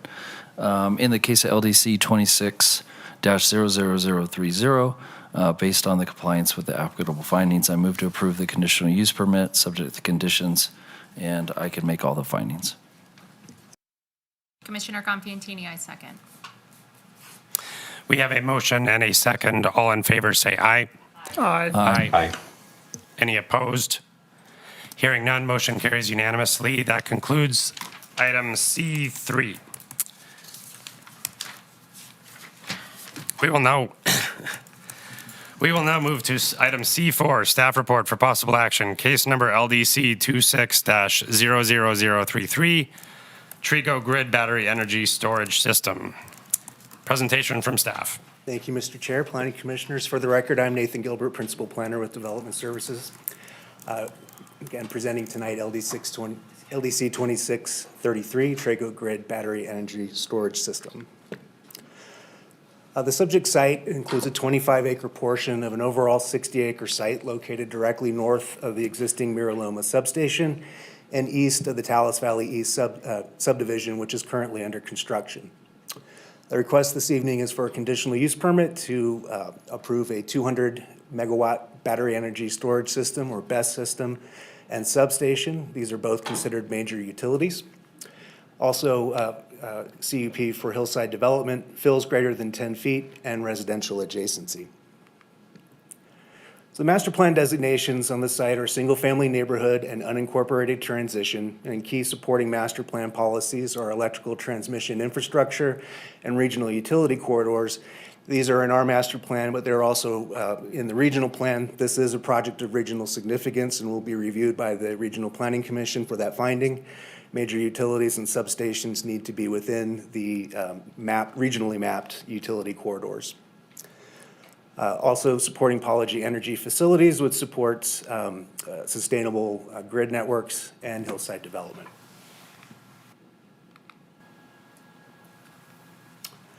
The zoning district is single-family residential, 3 units per acre, SF3, and HDR and GR, that's high-density rural and general rural in Washoe County. Upon annexation, that area would be zoned SF3 and unincorporated transition 10 acres. Major utilities are allowed in all districts, all zoning districts with an approved conditional use permit under Reno Municipal Code. Key issues include the overall site design, fire safety, environmental impacts, and appropriateness of grading practices. So this is the first BESS application that we've had move forward to hearing. We do have another one in the queue at another location. We do receive fairly frequent interviews on the facilities and our standards. So essentially what these are, they're a peaking power plant to provide system stability to the overall grid. They utilize existing grid energy to charge batteries during low peak demands, and they provide energy during high peak demands. I mean, essentially, they're like a utility grid scale infrastructure of a power wall that you might have with a home solar system. So the proposed site design is 256 BESS units in 16 clusters that gradually move up the hillside. There's also a 0.7 acre maintenance area and a 1 acre substation equipment area, which is fully screened. The substation and one 70-foot transmission pole are adjacent and connecting to the Mariloma substation on the southernmost portion. The nearest best unit is approximately 430 feet from the nearest residential lot to the west and approximately 50 feet in height above it in elevation. The overall site has retaining walls and screening sound walls conceal the facility in its entirety. So this is an unmanned facility other than for routine maintenance. There's an on-site control room that houses remote monitoring and communications. Performance, alarms, and safety conditions are monitored 24/7. The units include the latest technology for fire detection, thermal monitoring, alarms, venting, and fire suppression, and they're self-contained units designed to prevent fires from spreading. Reno Fire Marshal John Beck is joining us virtually this evening if you have any further questions with that, and also provided a synopsis memorandum included in your staff report. So some environmental concerns that were evaluated included noise. There was a noise assessment report provided evaluating the project at peak operating conditions. So in this example, this is daytime noise levels with the facility running at 100% capacity. The noise modeling indicated that the project would not exceed Reno Municipal Code residential adjacency decibel standards for daytime or nighttime. Project water to the site was only for fire suppression and landscaping. The units themselves use coolant and fans instead of water for cooling. Condition of approval number 11 requires a formal plan to return the site to a natural state at the end of its life cycle. And as we discussed in the earlier presentation, Reno Code has feral horse management standards, which have required horse fencing before any site disturbing activity occurs on the site. So this is a hillside development, which means that the site has slopes greater than 15% on 20% or more of the site. Overall, it's a relatively flat site with that 15 to 20% topography on the easternmost portion of the site. The project has stepped up the hillside to reduce overall grading and enhance the screening. 1 acre of open space is required per code and 9 acres are provided. Overall, the project meets or exceeds all hillside development code standards. There are 7 areas of fill with greater than 10 feet with the maximum fill of 12 feet. The discretionary threshold for cuts or for fills is 10 feet. This is what's proposed is only 2 feet above discretionary thresholds. And these are necessary for the terrace development concept. So key findings for the CUP include the location of use consistent with zoning districts. Again, major utilities are allowed in all zoning districts with an approved CUP. And the site location is adjacent to an existing substation and utility corridor, which is where it's required to be. The land use is compatible with surrounding development per code standards and with recommended conditions, including the setback screening and the findings of the noise study. The project layout is designed to minimize grading and meets all code discretionary grading standards and exceeds the open space requirements. So with that, the recommendation for approval is on your screen, and I'm available for questions at the appropriate time. Thank you. And do we have would the applicant like to make a presentation?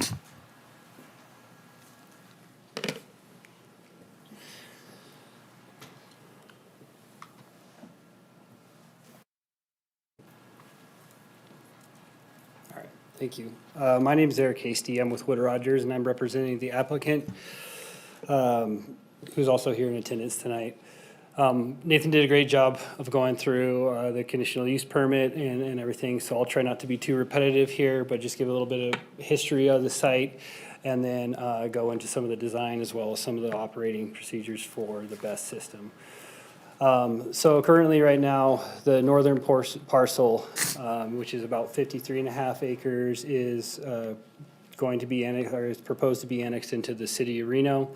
The 7 acres of this site to the south was annexed into the city in November of 2019. So it was by the same applicant. So this has been in the works for a number of years now. This is a larger site, so we're coming back with the full annexation. So the annexation will go to city council if the CUP is approved tonight. Again, the adjacency to the Miraloba substation is critical for this to operate, but understanding that this is also adjacent to the Taos Valley East subdivision. So upon annexation, this is what the zoning will look like and how the site layout fits within that zoning.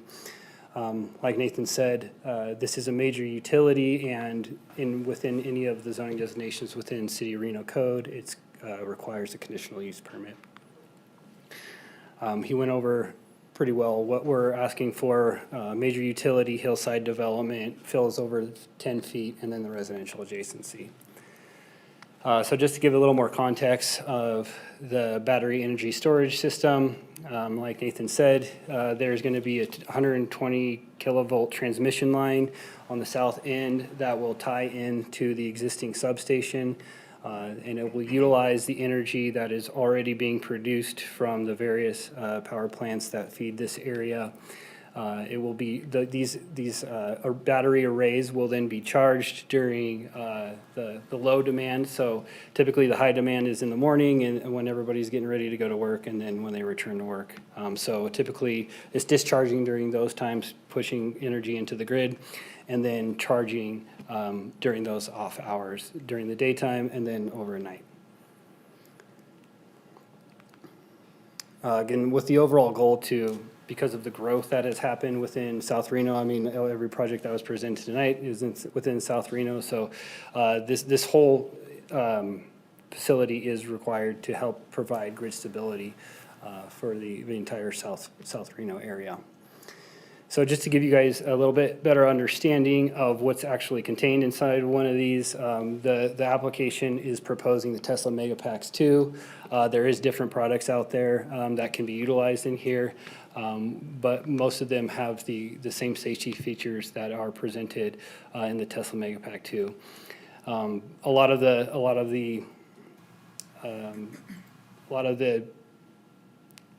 things that are in the news about some of these older facilities that have had this thermal runway and caught fire, those type of things have been solved with this new technology. A lot of that is the way the batteries are manufactured with these different materials, as well as they're less susceptible to flaws, which can lead to thermal runaway and failure. So each unit is self-contained, so that number one in there is like a little cabinet, has all those batteries that are plugged in there. There is an air-cooled fan on top of each one of those, so that's the number 4 there, showing that. And then there is a coolant that is circulated in a closed loop system. So this is not utilizing water. A lot of those older systems utilize water, and sometimes when that water interacts with the battery, it kind of corrodes. So there's less chance of that with the Tesla Megapacks. And then there's also monitors in there that will automatically shut down if a battery starts to reach a temperature that's unsafe, so it'll prevent it from either charging or discharging. And then there's additional sensors to detect fire and alert somebody 24/7. So now moving into the actual conditional use permit and talking about safety for keeping people out and wildlife as well. We are proposing to put a temporary feral horse fence up around the perimeter of the property prior to any grading, to ensure that no feral horses wander onto the site, as well as any type of wildlife. This will be removed once the permanent fencing has been installed. That's shown in the red there. There are 7 fire hydrants that are proposed to be on site, and this is not to combat the fire for batteries, if that is an unlikely event that does happen. This is more to aid fire with wildland fire suppression, if that does come through. There's an internal fire access road that provides adequate access through the facility. This also helps with the defensible space, so not having the vegetation in here and near the energy or near the BESS systems will help with that. And there's going to be a fire safety management plan that will be submitted with this, and training is also available on for the fire department on how to respond to a battery fire if that does happen. Nathan went over this pretty well. We are, with the hillside development standards in the areas that we are proposing, we're proposing to disturb a little bit over 16.5 acres. That requires about 1 acre of open space. We're providing a little close to 9. I'd just like to point out too that the area disturbance that we have in here, the batteries are pushed up farther to the east to really try to help give the residents that are going to be adjacent to this a little more buffer. So a lot of that area that's in between the system and the residents adjacent to this will have an undisturbed natural buffer between them and the BESS system. Just touching on drainage real quickly. Drainage has been accommodated for. This will, the drainage that's on site will come into 3 proposed detention basins, and then the drainage that will be created from the BESS systems itself, as well as the roadways, will be directed into valley gutters and directed towards these detention ponds that will help decrease peak flows compared to existing conditions. I think we touched pretty well on where those fills are going to occur, but just to give you an idea how this is stepped, here's a cross-section that runs west to east to give you an idea of how this is going to be staggered. It's very stepped in a way, and then for each one of those steps, there is a proposed sound and screening wall, which will do 2 things. It will help screen the visual of the actual batteries from the site, as well as help with sound mitigation. So looking at residential adjacency, code requires us to have a minimum 10-foot wide landscape strip with trees featured every 20 feet. As you can see, we're accommodating that. We are also proposing these sound walls to help not only with screening, but also with sound. And the nearest BESS unit, because we're able to push these right to the east, is about 445 feet from the closest residence and about 45 feet in elevation difference. Going back to the sound study, just to give you a little more context on this, we did run the sound study based on the worst case scenario operating for both the daytime and the nighttime, and compared those to the City of Reno code for residential adjacency. It's my understanding that they were able to meet the City of Reno codes without the screening and sound walls. However, the applicant understood that there will be residents adjacent to this, and decided to include the sound walls as part of this. And you can see that the sound is really mitigated. If you look on the eastern portion, that sound is kind of bows out, where on the western portion near the residence, those sound walls really help to impact or to reduce the amount of sound that those residents will be hearing. And again, this is from the fans that will be on top of the battery systems, and so these usually run when they're either charging or discharging into the system. And again, this is for the worst case scenario. They're still well under the allowed decibels for residential adjacency for City of Reno code. Here's just a look at the site. We did some photo simulations to give everybody an idea of what this looks like. This is from the perspective of Veterans Parkway, but this was also taken from a drone, so it's much higher than most of the residents will be when they're looking at it. So here's what it looks like now, and here's what the site will look like. Again, you can see that we're proposing to use materials and colors that will help it blend in with the hillside as much as possible. To give you a better idea of what that looks like from the development, it's kind of hard to see on this, but we added a little area. The residents that are most directly adjacent to this will not be able to see that, so I didn't include those photo simulations in this. But this gives you an idea of what it'll look like from the residents' point of view. And for the conditions of approval, we are requesting that there is modifications to the language for 4 of those. We did run these modifications by City of Reno staff, planning staff, and they indicated they didn't have any concerns. I did email those to you earlier today. Hopefully you had a chance to look at those. I would be happy to go over those details with you if we wanted to get into that. But really what it comes down to is requirements prior to issuance of a grading permit, just kind of adding clarity on when the grading permit is going to be able to go forward. Potential wall types and materials that could potentially be used to help the site blend with the natural surroundings. And then the clarity on how the wall height will be measured to ensure screening. So overall, these amendments will not change the original intent of the conditions. So just to recap, we did submit this in December. We did go to the NAB. We heard a lot of comments there. We tried to address all those in our presentation tonight. And then staff has recommended approval because it can meet all the findings. We are requesting a change to our modification to those conditions that were listed, and I'm happy to answer any other questions. Thank you. We will now go to disclosures from the commission. Commissioner Velto. Commissioner Velto received and reviewed correspondence from the applicant as well as community members and spoke to a battery storage leader in Nevada about the project. Commissioner Del Villar received and read all of the material that was sent and familiar with the site. Commissioner Gonfiantini met with representation at Wood Rogers and had phone calls with representation for the product. Familiar with the site. Commissioner Joachim, I sought guidance from the city attorney's office and a phone call with the applicant representative.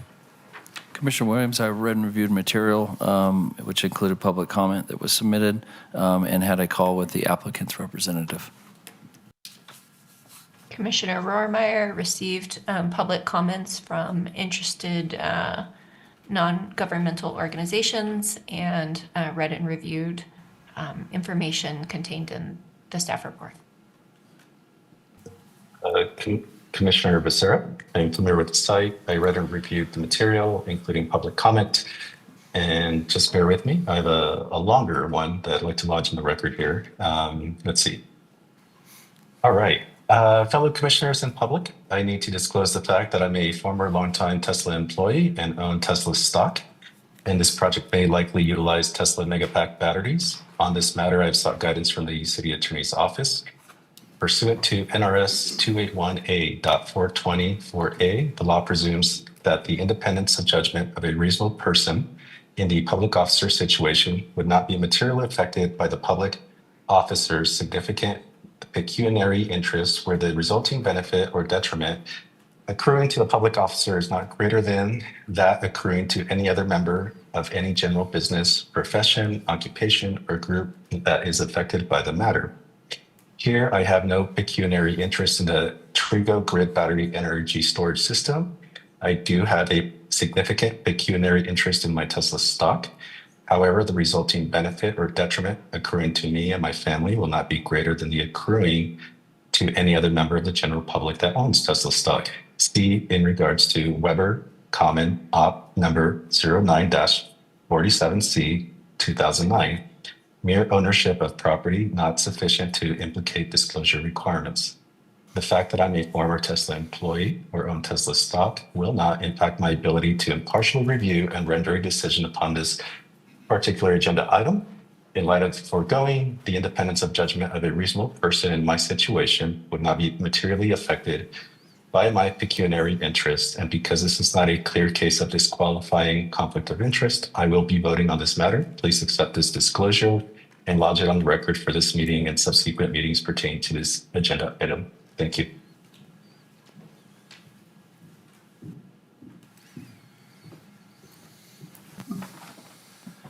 I am done. Thank you, Commissioner Becerra. Commissioner Jockman, I will make an additional disclosure on this item. My wife is a current employee of Tesla. My understanding of this agenda item is that Tesla has no involvement in this item at all. She does own stock in the company, similar to Commissioner Becerra's disclosure, and I will ask the City Attorney's Office here, is there any other disclosure that I should make pertaining to this agenda item? Jasmine. No, I think that's sufficient as long as, any pecuniary interest accruing to her would be the same as any other stockholder. That would be correct. That would be my understanding. Chair, if I might, are we all disclosing ownership of Tesla stock? Because I would have to participate That's a legal in that question. So in this situation, it's tenuous at best, but in the interest of full disclosure, if you do own Tesla stock, not just, stock as part of mutual fund or something, but individual shares, then you should probably make the same disclosure.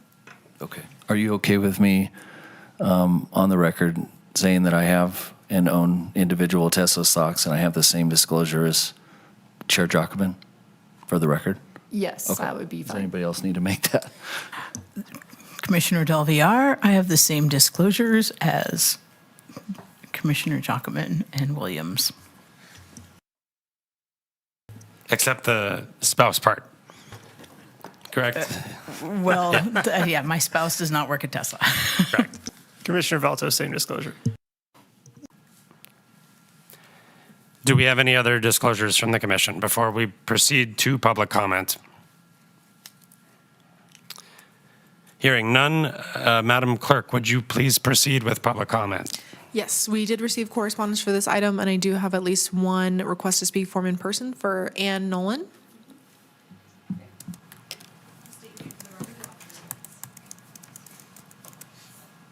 Good evening, Commissioner. My name is Ann Nolan. I'm a resident of Washoe County. I work in Reno at the university. Reno's the fastest warming city in the U.S., and the urgency to decarbonize our grid has never been greater. That's why I support, among many other reasons, this responsibly sited battery energy storage project like the Trigo BESS system. I want to identify a number of advantages that haven't been brought up tonight, but I'm sure you already know these, but I just want to say them out loud for the record.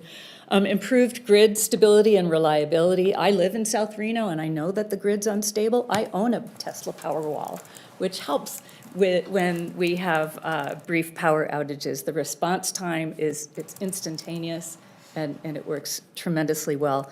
I have huge support for renewable energy. This project continues to support that.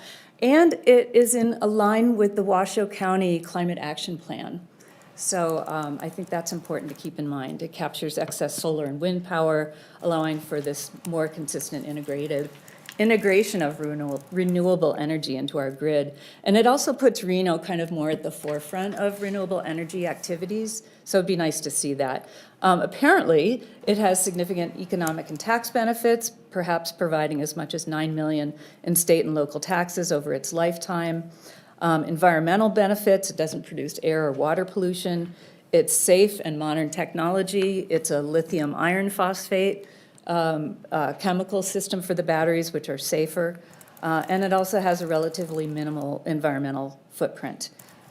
So This project, like other BEST projects, do align with Nevada's broader goal to be a hub for renewable energy transmission and to improve Reno's and Nevada's overall energy security. So thank you.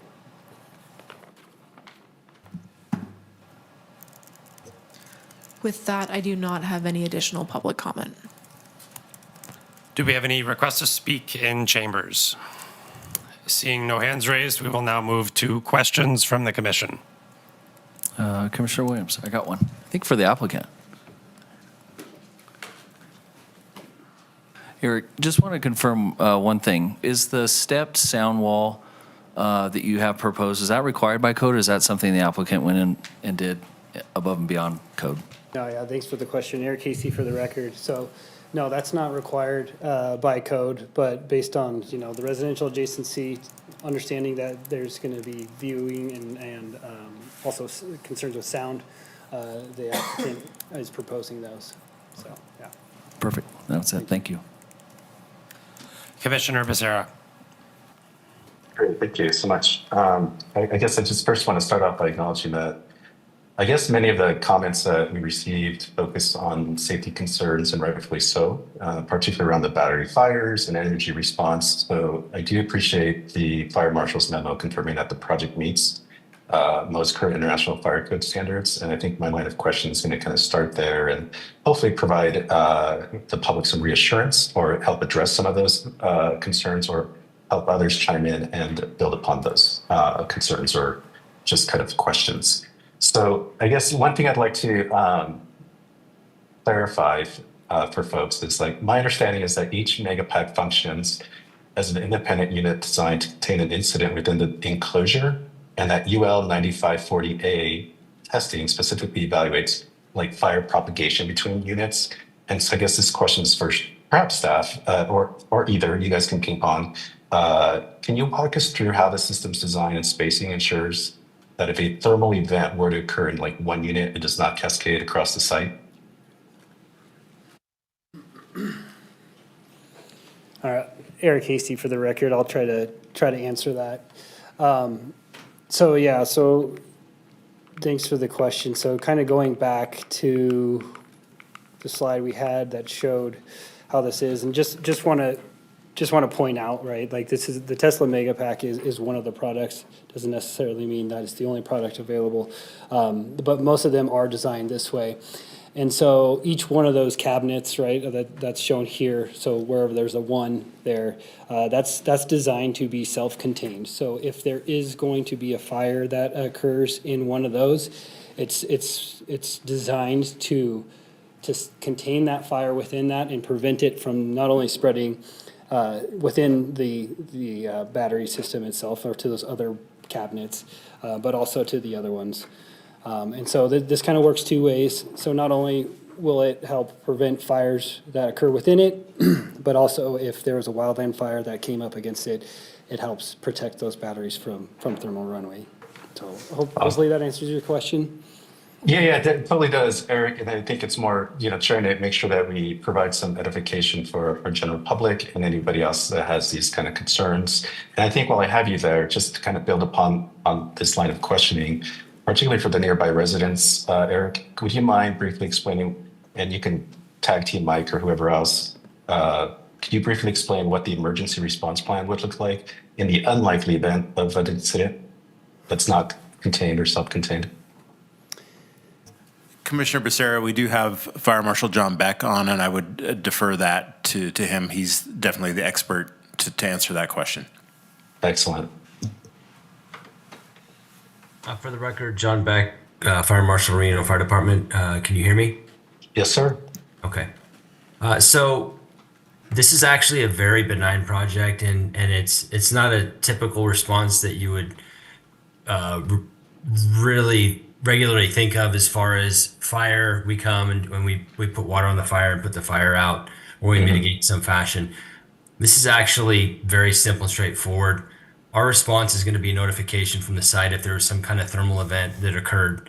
If there is a spike in one of the units, it's automatically going to trigger notification to the monitoring company that's going to bring it to the Reno Fire Department's attention. We're going to respond, and we're going to come to the staging area, and we're just basically going to stand by. And then what we're going to do is ensure that none of the products of combustion within the site reach to the exterior of the site, because that's what we're standing by for, is to make sure that nothing gets beyond the actual site itself. So our crews are going to come. We're gonna stage and stand by to make sure that if anything escapes, that we're going to be looking at more of like a wildland scenario, where if anything gets into the wildland urban interface area, that we're gonna get that fire knocked down before it has any chance to go anywhere. If that pretty much answers your question. It very much does. Thank you, Fire Marshal. I really appreciate that. And on behalf of the public as well, or the nearby residents, thank you. Of course. And I'll be here standing by for any more questions.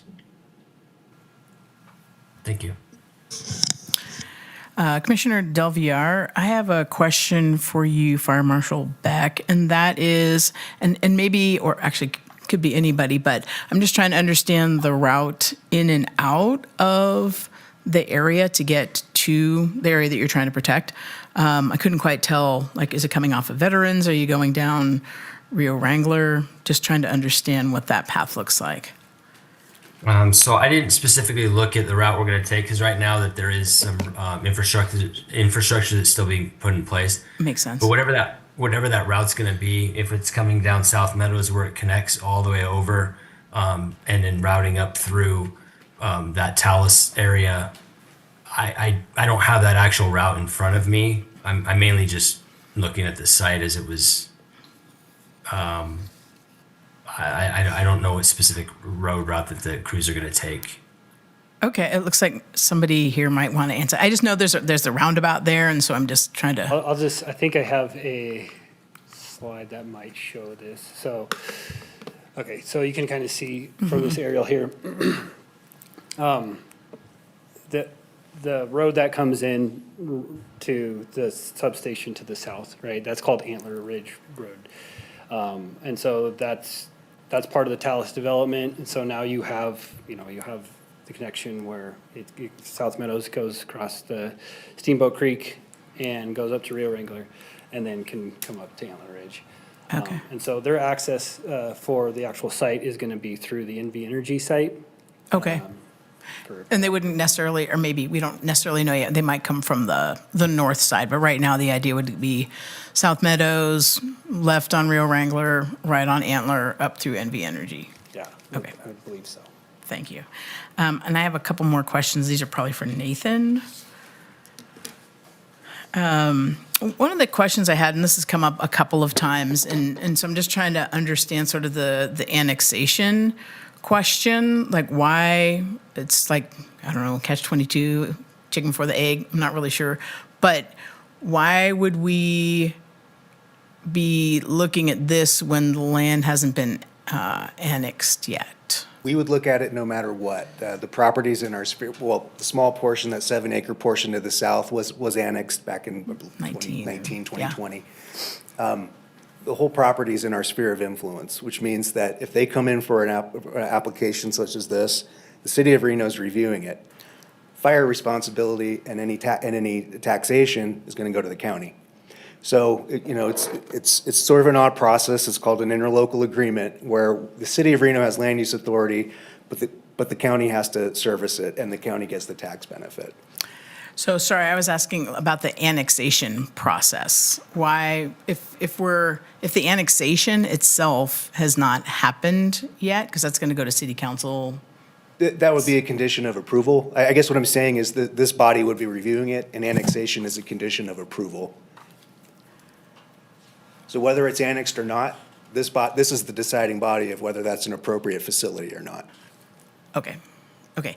And then that also goes to the zoning question that I have, because I know that the Mira Loma station, it's a public facility, is that right, PF? And just kind of curious as to why, I mean, again, I get that major utilities can go, obviously, and I get why we're doing it, and that all makes sense, but I'm just kind of curious as to why we wouldn't zone it for public facilities versus having to go through the CUP process. Well, it goes with the master plan, so that's in 2017, the master plan designations. Again, if you look at where major utilities are within the city, this is pretty much a one-off, that it's actually zoned public facility. It varies broadly. So you wouldn't zone it for its use, you just take it for whatever the Well, that's zone what is? code allows, yeah. Major Okay. utilities are allowed in any zoning district. Doesn't need to be industrial or public facility. Got it, okay. Thank you. Commissioner Rohrmeyer. Hi, yeah, I have a couple of questions. What is the proximity of this to the TMRPA regional utility corridors? I know they're going through an update of those because they were mapped quite a long time ago. How is this project in relation to that? Yeah, that's a good question, thank you. This is adjacent to it, and we've had ongoing discussions with TMRPA staff as to whether this would require a regional plan amendment or not. And so they did provide a memo that was included in your staff report. We did have follow-up meetings with with a concrete response that they would not consider this an expansion of they would not consider this a new substation or a new transmission line, that they would consider this an expansion, which would not require the regional plan amendment. So what this will require is a Regional Planning Commission review as a project of regional significance for that new substation and utility, but they will not be requiring any new regional plan mapping because of its adjacency. I appreciate the clarification for the public because these are complicated matters, but I also wanted to follow up and say, I think we had the project Cypress Creek in North Reno, up in the North Valleys. And was this project already included and approved in the NV Energy IRP? Because the previous project we reviewed was not. And there was some questions around getting a CUP now versus the amount of years it would take if the CUP will be in place and whatnot. So I was curious about the timing, and has NV Energy approved this? What is that? Can I get some clarification on the Cypress Creek Renewable? Is this the one next to the Red Rock substation? Because that hasn't gone. Yes. That hasn't gone to the Planning Commission yet. That application came in July, and we continue to work with the applicant. We expect that application to move forward in the next month or two, but that has not been presented to the Planning Commission. I believe they did present to the NAB, though. Okay, maybe that was it. So there's two projects circulating in Reno now. Correct. Has this one been included and approved in the NV Energy's IRP plan? I would have to defer that to the applicant. The correspondence with NV Energy that I had was simply the letter acknowledging this project included in your staff report. Ricardo Best from Eolian. So the project was actually selected as part of the RFP.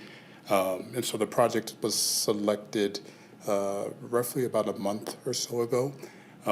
So this is integrated into their IRP. Thank you, I appreciate that.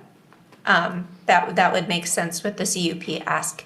And then could we just talk bigger picture, Nathan, about the need for this kind of resiliency and how many hours of backup so that the citizens and public can understand why battery storage is something that is important to our economy, especially in light of these large load users like electrification of our transportation system or lots and lots of data centers. Yeah, well, Bigger picture. it certainly provides enhanced grid reliability, reduces brownouts, provides for the opportunity to better effectively use renewable energies that are on the grid. Do you have a sense of, is there any prioritization in a situation where we need that battery backup for municipal? Like, would the backup assist 24-hour operators first? Would it help alleviate blackouts to residential and schools? Yes, Are there any prioritizations? My understanding is that it would definitely benefit during peak demand. And just out of curiosity, and maybe again for the applicant itself, is there a prioritization among land uses?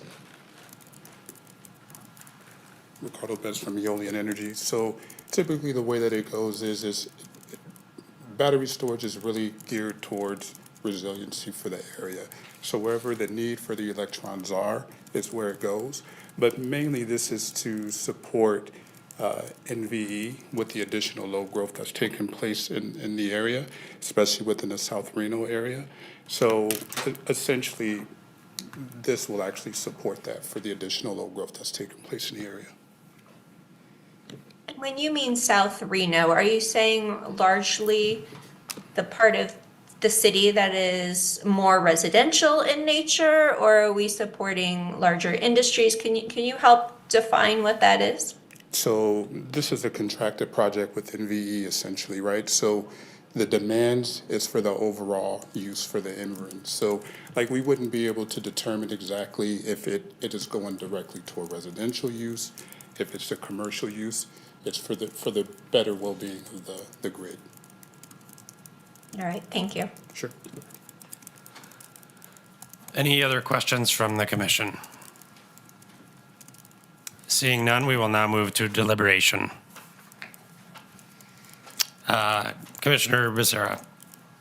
Sure. Thank you. Just a few remarks. I think there's kind of a theme going here, and so I'll just kind of reiterate a couple things. But battery energy storage systems are definitely becoming an important part of our modern electric grid as renewable energy expands. So that's a good thing. And I think, as I just mentioned earlier too, many of the public comments that we received were focused on safety concerns, and particularly around battery fires and emergency response, and understandably so. So I hope some of the conversation that has taken place this evening, even if it was just not an hour's length, has helped alleviate some of those concerns. And appreciate the fire marshal's memo confirming the project meets the current International Fire Code standards, and that Reno Fire has reviewed the site's safety planning. And I also think it's great that the proposal's location is directly adjacent to a major substation, so that's also good. And I think that ultimately many of the concerns raised tonight do relate to understanding the technology. And I believe, or at least hope, some of tonight's discussion has helped clarify how these systems are designed and regulated to operate safely, particularly in coordination with our local and regional firefighters. So I will be leaning in support of this project. Commissioner Rohrmeyer. Yes, thank you. Battery storage is a part of our modern world. I think the stadium siting is sort of an interesting aesthetic choice. I'm not sure how the new Talus Valley residents will feel about having that in their backyard, but I appreciate the additional sound walls for making it quieter. That's very important. I bring up the need for such a thing because we are experiencing as a region sort of this large market growth in heavy demand uses, particularly data centers and AI, which are going to put stresses on our grid. So we're going to need battery storage. We haven't come to a place on how we feel, I guess, as a community about standards around some of this heavy load use growth. It is something we need to grapple with. But as long as we approve it, we also need to approve projects like battery storage. So we have to, for me, ultimately, I think in this industry, it's very important that these projects be accepted by NV Energy so that they're functioning as part of a larger grid system. I think the projects that come as sort of a speculation and don't have that are ones we need to look out for. So if this is the first in line, I'm sure it won't be the last. And it's something that is part of the world that's changing and rapidly in our top tier market for data centers. And if people want to ask questions around resiliency, other states and other places are prioritizing curtailments. So when there are blackouts and brownouts from heavy industry uses, that their homes aren't the first ones turned off, or that the battery backup system actually serves the people who live there first. And so that's very important to consider in these discussions. With that, I can support this project because it has that recognition. However, we're only going to be seeing more of these, and I can tell you they're not going to be wildly popular as adjacent to residential uses. Commissioner Velto. I can support the project, and I was going to say I'm ready to make a motion. Oh, please. Sorry, Commissioner Del Villar, I can make the findings and can totally support this. I think this is needed and necessary. To Commissioner Romeyers, we're going to see more and more needs and uses for this, so I can get behind that. My only concern is with the addendum to the conditions, which we haven't really discussed yet. And so I'm not sure how that plays into it, but would love to hear a little bit more about the conditions so that when we do make the motion, we incorporate that. Can I ask a question about that, actually? Because I hear what you're saying. Maybe we can get confirmation from Nathan if the city supports. I could appreciate it. Mr. Chair? Please proceed. Yes, the staff has reviewed this material before it was sent to the Planning Commission. We asked the applicant to send it to the commissioners and bring it in the presentation. I do have a copy for the record. I know all the commissioners were forwarded the conditions. So they're very minor. They're just very technical. Yeah, I just want to make sure that when he makes the motion, they're included the way they need to be. That's amendment to condition 6, 7, and 11 in the material forwarded by the applicant to the Planning Commission. Perfect. Thank you.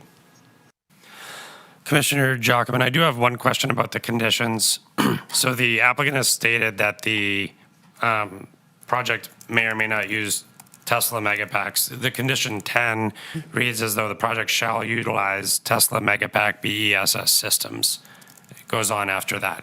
So I think, I guess I'll direct this question at the applicant first. Would you like to weigh in on that condition? That's more rigid than what I've heard in the presentation. So I'm a little confused about that condition. Mr. Chair, if I may, just real quick. The on and on is alternatives may be proposed subject to the administrator. The point of this condition is the 2024 Fire Code specifically outlines best standards, and they need to provide spec sheets, product sheets. So that's what the sound study used, because these are it's detailed information on the product. We don't care if it says Tesla on the side of the box. We care that the quality that's presented and is presented to this commission is consistent with whatever product type is used. So it does allow for flexibility. We just want to make sure that that the quality of product and safety of the product is consistent with what was presented. Thank you. That's sufficient for my question. Commissioner Valto. Commissioner Becerra, apologize. I think your hand has been raised for a minute. Oh, I'm sorry. I meant to lower it because you and Commissioner Del Villar elevated the questions I was kind of noodling on, so thank you. So go ahead and pass to Commissioner Belto. Yes, and Nathan, I liked your use of the on and on as a way of saying the rest of the sentence. I haven't heard that before. That was very well done. In the matter of case number LDC 26-0033, strike that. In the matter of case number LDC 26-00033, based upon compliance to the applicable findings, I move to approve the conditional use permit subject to the conditions listed in the staff report with the following exceptions. Condition number 6 shall be modified to add the sentence, quote, "This requirement shall not restrict the issuance of grading or site improvement permits, which may proceed prior to approval of the boundary line adjustment." Condition number 7, little c, shall be eliminated and replaced with permitted retaining wall types, including cast-in-place concrete, textured or colored concrete systems, and gabion wall systems. Gabion walls shall be constructed with rock or similar natural materials and designed to be visually compatible with the surrounding area. Prior to the issuance of any grading permit, the applicant shall submit details demonstrating visual appearance of all retaining walls subject to staff approval. Condition number 7D shall be modified to read, "Screening walls shall be of sufficient height, measured from finished grade to fully screen the BESS units from view." And condition number 11 shall be modified to include a new sentence after the first sentence, which reads, "This requirement shall not restrict the issuance of grading or site improvement permits, which may proceed prior to approval of decommissioning plan." And I can make all the findings. Commissioner Becerra, I second. We have a motion and a second. All in favor, say aye. Aye. Aye. Any opposed? Hearing none, motion carries unanimously. That concludes item C4. And that concludes our items under public hearings. Item D, business items. Nothing tonight, Mr. Chair. Item E, Truckee Meadows Regional Planning Liaison Report. Commissioner Gonfantini, can you please give that update? I don't want to talk. It was my first meeting, participated. They gave a presentation on the tiered approach that regional has. They distributed manuals out to new commissioners as well as existing commissioners in the regional space, and that's about it. Thank you. Item F, future agenda items from staff. As I mentioned earlier, we will, on our next meeting, have a presentation from City Manager Jackie Bryant on CTAX, as well as we will have an action item to appoint, or make a recommendation for an appointment to the Regional Planning Commission. Mr. Chair, may I ask one question under that?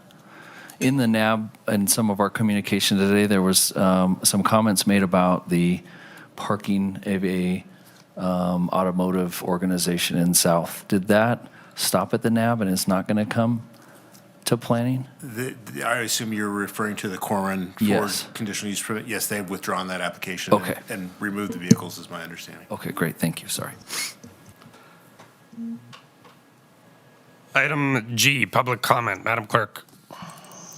I do not have any closing public comment. Seeing none, we will now move to adjourn. Can I get a motion to adjourn? So moved.